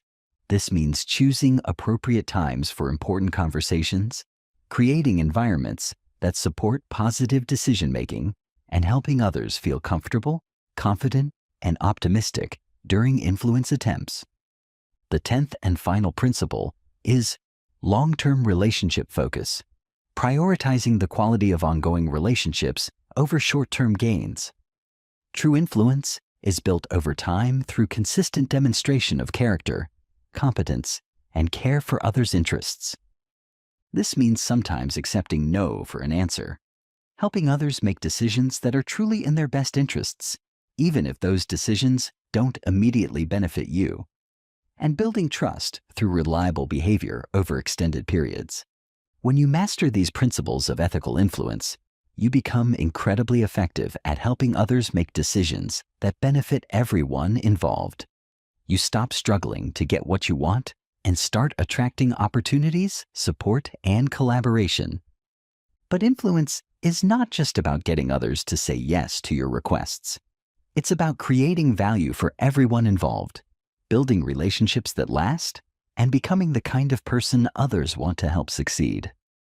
When you approach influence from this perspective, you become not just more effective, but also more respected, more trusted, and more successful in every area of your life. However, even with great influence skills, extraordinary success requires one more critical capability: the ability to make excellent decisions under pressure, uncertainty, and complexity. Because your life is ultimately the sum of your decisions, and the quality of your decisions determines the quality of your results. Chapter 12. Decision Mastery: How to Make Perfect Choices Under Pressure. Every moment of your life you are making decisions. What to focus on, what to ignore, what to say, what to do, where to go, how to respond. And every single one of these decisions is shaping your future, creating your reality, and determining your success. The most successful people in the world are not necessarily more talented, more intelligent, or more fortunate than everyone else. They are better decision makers. They consistently make choices that move them toward their goals, while others make choices that keep them stuck or moving in the wrong direction. But making excellent decisions is not easy, especially when you're under pressure, facing uncertainty, or dealing with complex situations where there's no obvious right answer. Most people make decisions based on emotions, impulses, limited information, or outdated mental models. They choose what feels comfortable rather than what creates results, what seems safe rather than what offers opportunity, what others expect rather than what serves their goals. This approach to decision-making guarantees mediocre results because excellence requires consistently choosing the harder path, the uncertain option, the choice that serves long-term goals over short-term comfort. The difference between winners and losers is not that winners always make perfect decisions. It's that winners have developed systematic approaches to decision-making that increase their odds of making good choices, and they make decisions faster, with more confidence, and with better long-term results. Decision mastery is the ability to consistently make high-quality choices regardless of external pressure, emotional state, or information availability. It's a learned skill that can be developed through understanding how decisions actually work and implementing systematic approaches that optimize decision quality. The foundation of decision mastery is understanding that most people make decisions backwards. They start with what they want, then look for reasons to justify that want, then convince themselves they're being logical and rational. But excellent decision makers start with clear criteria for what constitutes a good decision. Gather relevant information objectively, consider multiple options systematically, and choose based on which option best serves their long-term goals and values. This requires separating what you want from what you should choose, what feels good from what produces results, what seems right from what actually works. The first principle of decision mastery is values-based decision-making, using your core values as the primary filter for evaluating options. Most people make decisions based on immediate circumstances, other people's expectations, or emotional impulses.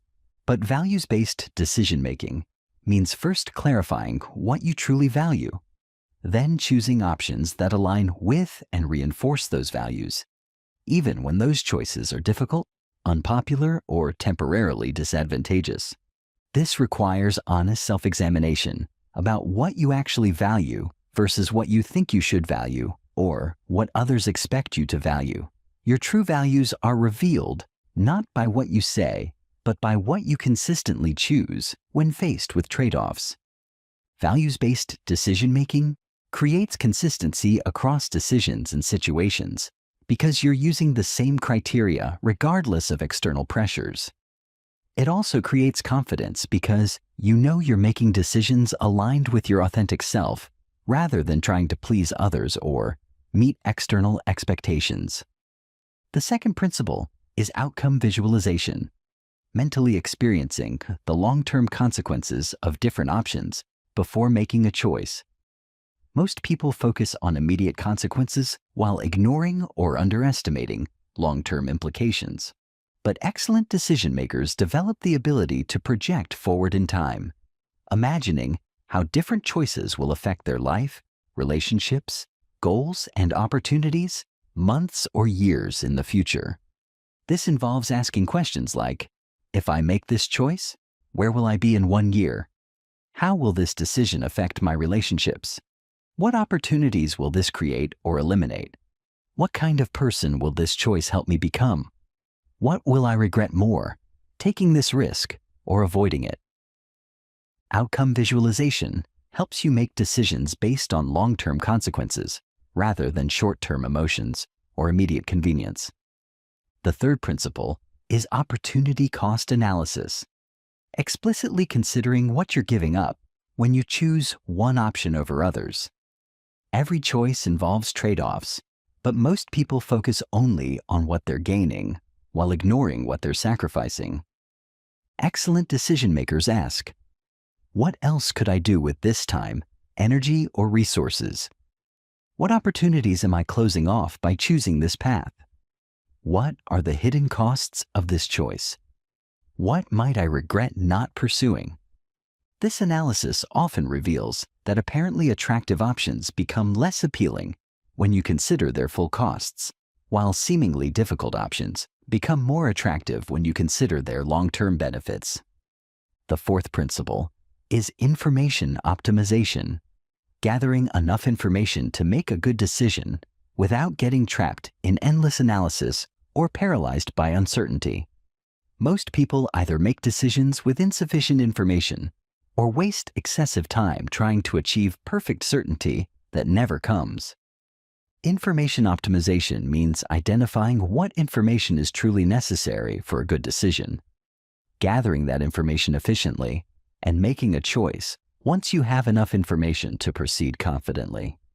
This requires distinguishing between information that would be nice to have and information that's actually necessary, setting deadlines for information gathering, and accepting that some uncertainty is always present in important decisions. The fifth principle is emotional regulation, making decisions from clear, calm mental states rather than being driven by temporary emotions like fear, anger, excitement, or desperation. Emotions provide valuable information, but they shouldn't control decision-making. This means recognizing when you're in a poor emotional state for decision-making and either waiting until you're calmer or using systematic processes to overcome emotional bias. Techniques for emotional regulation include taking time between feeling an emotion and making a decision, seeking outside perspectives from trusted advisors, using structured decision-making frameworks, and asking how you would advise someone else in the same situation. The sixth principle is reversibility assessment, distinguishing between reversible decisions that can be changed later and irreversible decisions that create permanent consequences. Many people treat all decisions as equally important and agonize over choices that don't actually matter much. Reversible decisions should be made quickly with minimal analysis because you can always adjust course later. Irreversible decisions deserve more time, analysis, and consultation because you have to live with the consequences permanently. This principle helps you allocate appropriate amounts of mental energy to different types of decisions and avoid perfectionism on choices that don't require it. The seventh principle is multiple option generation, creating several viable alternatives rather than just comparing the obvious choices. Most people limit themselves to binary thinking, yes or no, this or that, without considering creative alternatives that might be better than any of the obvious options. Excellent decision makers force themselves to generate multiple options, especially when the obvious choices all seem unsatisfactory. They ask, what other ways could I approach this? What would someone much more creative do? What options am I not seeing? What would be possible if I had unlimited resources? This process often reveals solutions that combine the benefits of different approaches while avoiding their limitations. The eighth principle is devil's advocate analysis, systematically considering what could go wrong with your preferred choice and how you would handle those scenarios. Most people focus on why their preferred option will work while ignoring potential problems. But excellent decision makers deliberately look for holes in their reasoning, imagine worst-case scenarios, and plan for how they would respond if things don't go as expected. This doesn't mean becoming paralyzed by potential problems, but rather making more robust decisions by considering a full range of possibilities. The ninth principle is consultation strategy, seeking input from others who have relevant experience, different perspectives, or stakes in the outcome. Most people either make decisions in isolation or seek input from whoever happens to be available rather than strategically choosing advisors. Strategic consultation means identifying who has experience with similar decisions, who understands the context well, who will give honest feedback rather than just telling you what they think you want to hear, and who has demonstrated good judgment in their own decisions. The 10th principle is implementation planning, considering not just what decision to make, but how you will execute that decision effectively. Many good decisions fail because of poor implementation, and some mediocre decisions succeed because of excellent execution. This means asking, how will I actually implement this choice? What resources will I need? What obstacles might I encounter? What support will I require? How will I measure progress? What will I do if things don't go according to plan?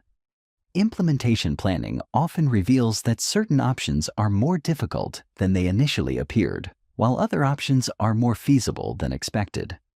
When you master these principles of decision-making, you become incredibly effective at navigating complex situations, uncertain environments, and high-pressure circumstances. You stop second-guessing yourself and start trusting your judgment.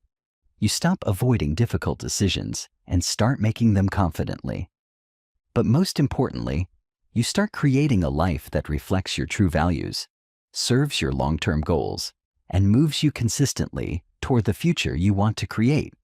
Because ultimately, your life is nothing more and nothing less than the cumulative result of every decision you make. And when you master the art of decision-making, you master the art of life design. However, even with perfect decision-making skills, extraordinary success requires one final element: the ability to persist when progress is slow, when obstacles multiply, and when everyone else would quit. You need to understand the true nature of success and how to maintain momentum even when results are delayed. Chapter 13. The 1% Rule: How Small Daily Improvements Create Exponential Growth. What if I told you that everything you've been taught about success is wrong? That the people who achieve the highest levels of greatness, the top 1% in business, sports, science, and creativity, don't get there through huge dramatic changes overnight? That the biggest transformations, the most mind-blowing achievements, and the seemingly superhuman skills are not the result of sudden breakthroughs or once-in-a-lifetime talent, but something much simpler? Most people believe that success comes from massive action, from taking huge leaps, from working harder than everyone else all at once. And while hard work is important, it's not the real reason why the best become the best. The truth is much more subtle, so subtle in fact that most people ignore it. The real secret to success is the 1% rule. The idea is simple. If you improve by just 1% every single day, the results over time will be exponential. That tiny effort, that small push, that slight improvement compounds, builds on itself, and before you know it, you are light years ahead of everyone else. But here's the problem. Most people never apply this rule. They look for shortcuts, they want immediate results, they get impatient, they do something for a few days, don't see progress, and quit. And that's why they fail. Because success isn't about what you do once. It's about what you do every single day without fail, even when nobody is watching. By the end of this chapter, you will understand exactly how to apply the 1% rule in your life. You will have a clear step-by-step process for using this principle to master any skill, build insane levels of discipline, and create unstoppable momentum toward your goals. If you commit to this, your life will never be the same. Why small daily improvements are more powerful than huge efforts. Most people fail at self-improvement because they think too big and too short-term. They believe success comes from extreme action, from 10-hour workdays, from pushing themselves until they collapse. But that approach is unsustainable. Look at the people who set New Year's resolutions. They start off strong, hitting the gym every day, working on their goals obsessively. But within a few weeks, they burn out. Why? Because they relied on motivation instead of habits. They tried to do too much too soon instead of focusing on tiny, consistent gains. Now compare that to someone who commits to just 1% improvement every day. Maybe on day 1, they only work out for 5 minutes. Maybe they read just 1 page of a book. Maybe they practice their skill for just 10 minutes. It doesn't seem like much, but the difference is that they do it every single day without fail. And here's where the magic happens. After 1 year, they are 37 times better than when they started. After 2 years, they are hundreds of times better. After 5 years, they are unrecognizable. This is the power of compounding improvement. The people who dominate their fields don't become great overnight. They build their skills little by little, day after day, until they reach a level that most people can't even comprehend. The lesson here: forget trying to change your life overnight. Instead, focus on small, consistent actions. The results will shock you. The science of compounding. Why tiny gains lead to massive success. To understand why the 1% rule works, let's look at how compounding functions in other areas of life. In finance, if you invest $100 and it grows by 1% every day, it doesn't just increase by $1 each day. Instead, the new amount gets 1% added to it as well, and then again the next day, and so on. Over time, this leads to exponential growth. What starts as small, barely noticeable changes suddenly explodes into huge gains. The same principle applies to your skills, knowledge, and habits. If you improve by 1% today, then 1% more tomorrow, and keep going, your abilities don't just grow, they multiply. What started as small gains compounds into exponential improvement. Why small gains beat big, inconsistent efforts. Most people rely on random bursts of motivation. They work hard one day, then slack off the next. They cram study sessions instead of learning a little bit every day. They go on extreme diets instead of making small, sustainable changes. And then they wonder why they never get long-term results. But the truth is, massive, inconsistent action doesn't work. What works is relentless consistency. Reading 10 pages a day beats reading 100 pages once a month. Doing 10 push-ups every day beats going to the gym once a week. Writing 100 words daily beats waiting for inspiration to write an entire chapter. This is why the 1% rule is so powerful. It allows you to build unstoppable momentum without burning out. How to apply the 1% rule in your life. Step-by-step guide. Now, let's get practical. Here's exactly how to use the 1% rule to transform any area of your life. Step 1. Choose one area for improvement. The biggest mistake people make is trying to improve everything at once. They want to get fit, learn new skills, build a business, and improve relationships all simultaneously. This leads to overwhelm and failure. Instead, pick one specific area where 1% daily improvement will have the biggest impact on your life. This could be your health, your skills, your finances, your relationships, or your mindset. Focus all your improvement energy on this one area until it becomes automatic. Step 2. Define what 1% improvement looks like. 1% improvement must be specific and measurable. You can't improve something you can't define. If you want to improve your fitness, 1% might be doing one more push-up than yesterday, or working out for 1 minute longer.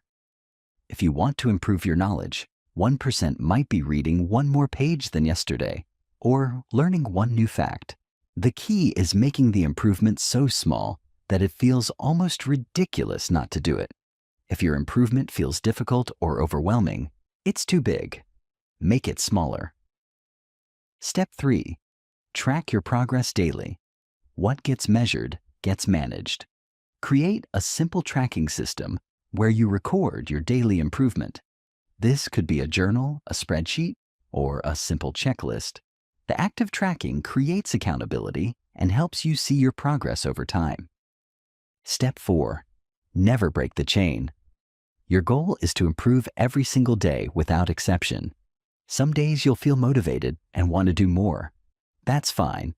But don't make the mistake of trying to catch up for missed days by doing huge amounts. Consistency beats intensity every time. If you miss a day, don't try to make up for it by doing double the next day. Just get back on track immediately. The power is in the consistency, not in the size of individual efforts. Step 5. Trust the process. This is the hardest part because you won't see dramatic results immediately. 1% improvement is subtle. After 1 week, you'll barely notice a difference. After 1 month, the changes will still be small. But after 6 months, you'll start to see significant progress. After 1 year, the transformation will be undeniable. Most people quit during the first few months because they don't see instant results.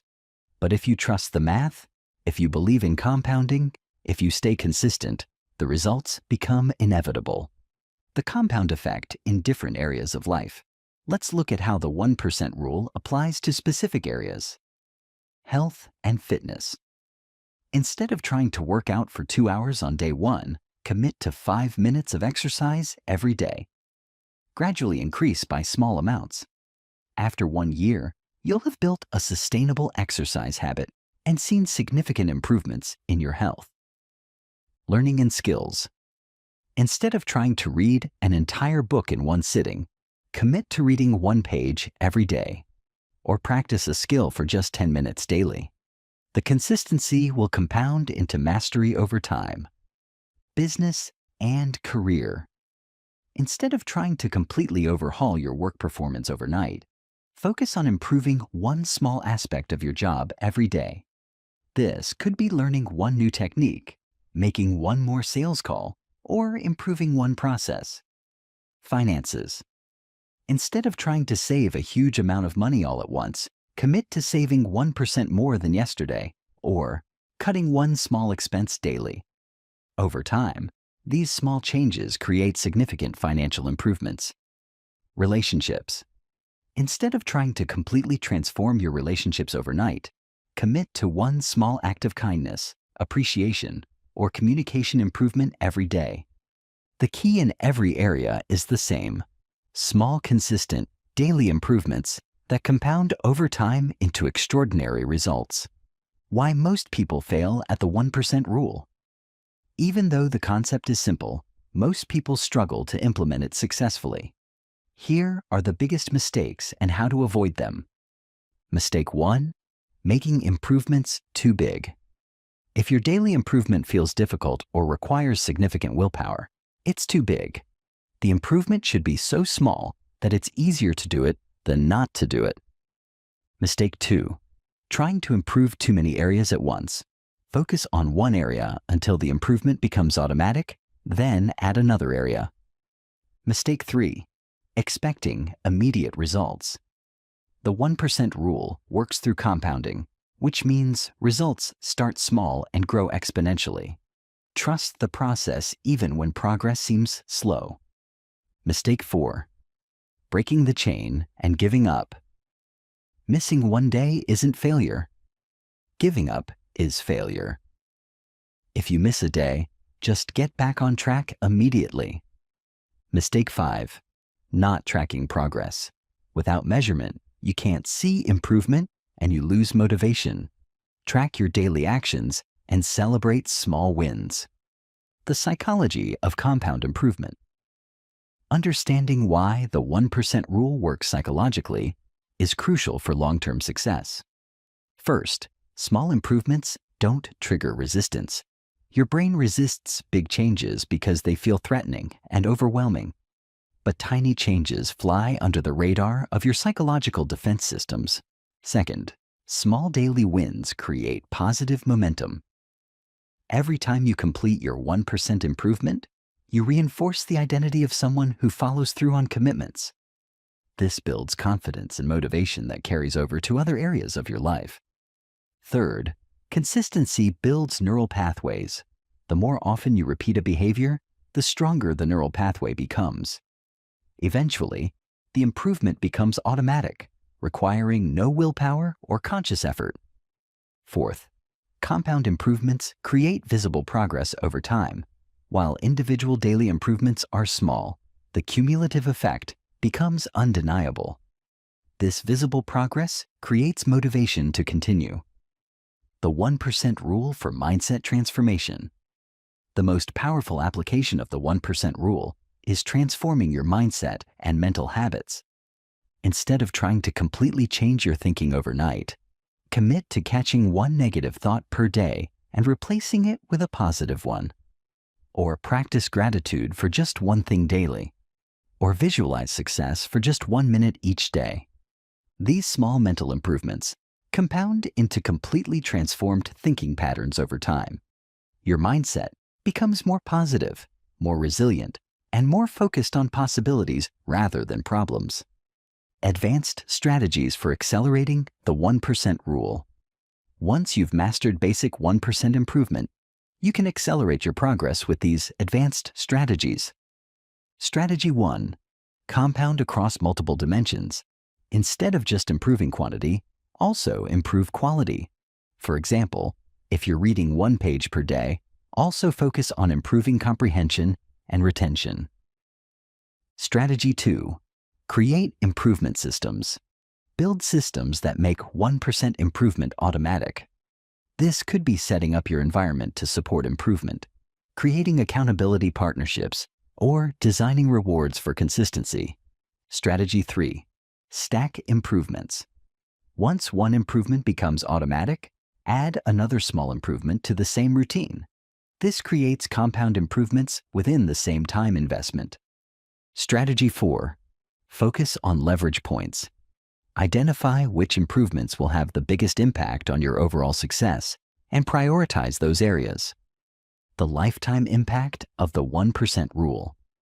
When you truly embrace the 1% rule, it transforms more than just specific skills or habits. It changes your entire approach to life. You stop looking for quick fixes and start building sustainable systems. You stop being frustrated by slow progress and start trusting in compound growth. You stop comparing yourself to others and start focusing on your own continuous improvement. Most importantly, you develop what I call improvement identity. You become someone who gets a little bit better every day, regardless of circumstances, emotions, or external pressures. This identity shift is the real power of the 1% rule. It's not just about achieving specific goals. It's about becoming the kind of person who continuously grows, adapts, and improves throughout their entire life. People with improvement identity never stop learning, never stop growing, and never stop challenging themselves. They understand that mastery is not a destination, but a journey, not an achievement, but a process. And because they're always improving, they're always moving ahead of the competition, always adapting to change, always becoming more valuable and more capable. The choice is yours. You can continue looking for shortcuts, hoping for breakthrough moments and getting frustrated by slow progress. Or you can embrace the 1% rule. Trust in compound improvement and systematically build the life you want through consistent daily growth. But remember, the 1% rule only works if you work it. Knowledge without application is just entertainment. Understanding without implementation is just interesting information. Your transformation starts today with one small improvement that you commit to repeating every single day without fail. What will your 1% be? Conclusion: becoming unstoppable. You now possess something that 99% of people will never have: a complete blueprint for mental transformation.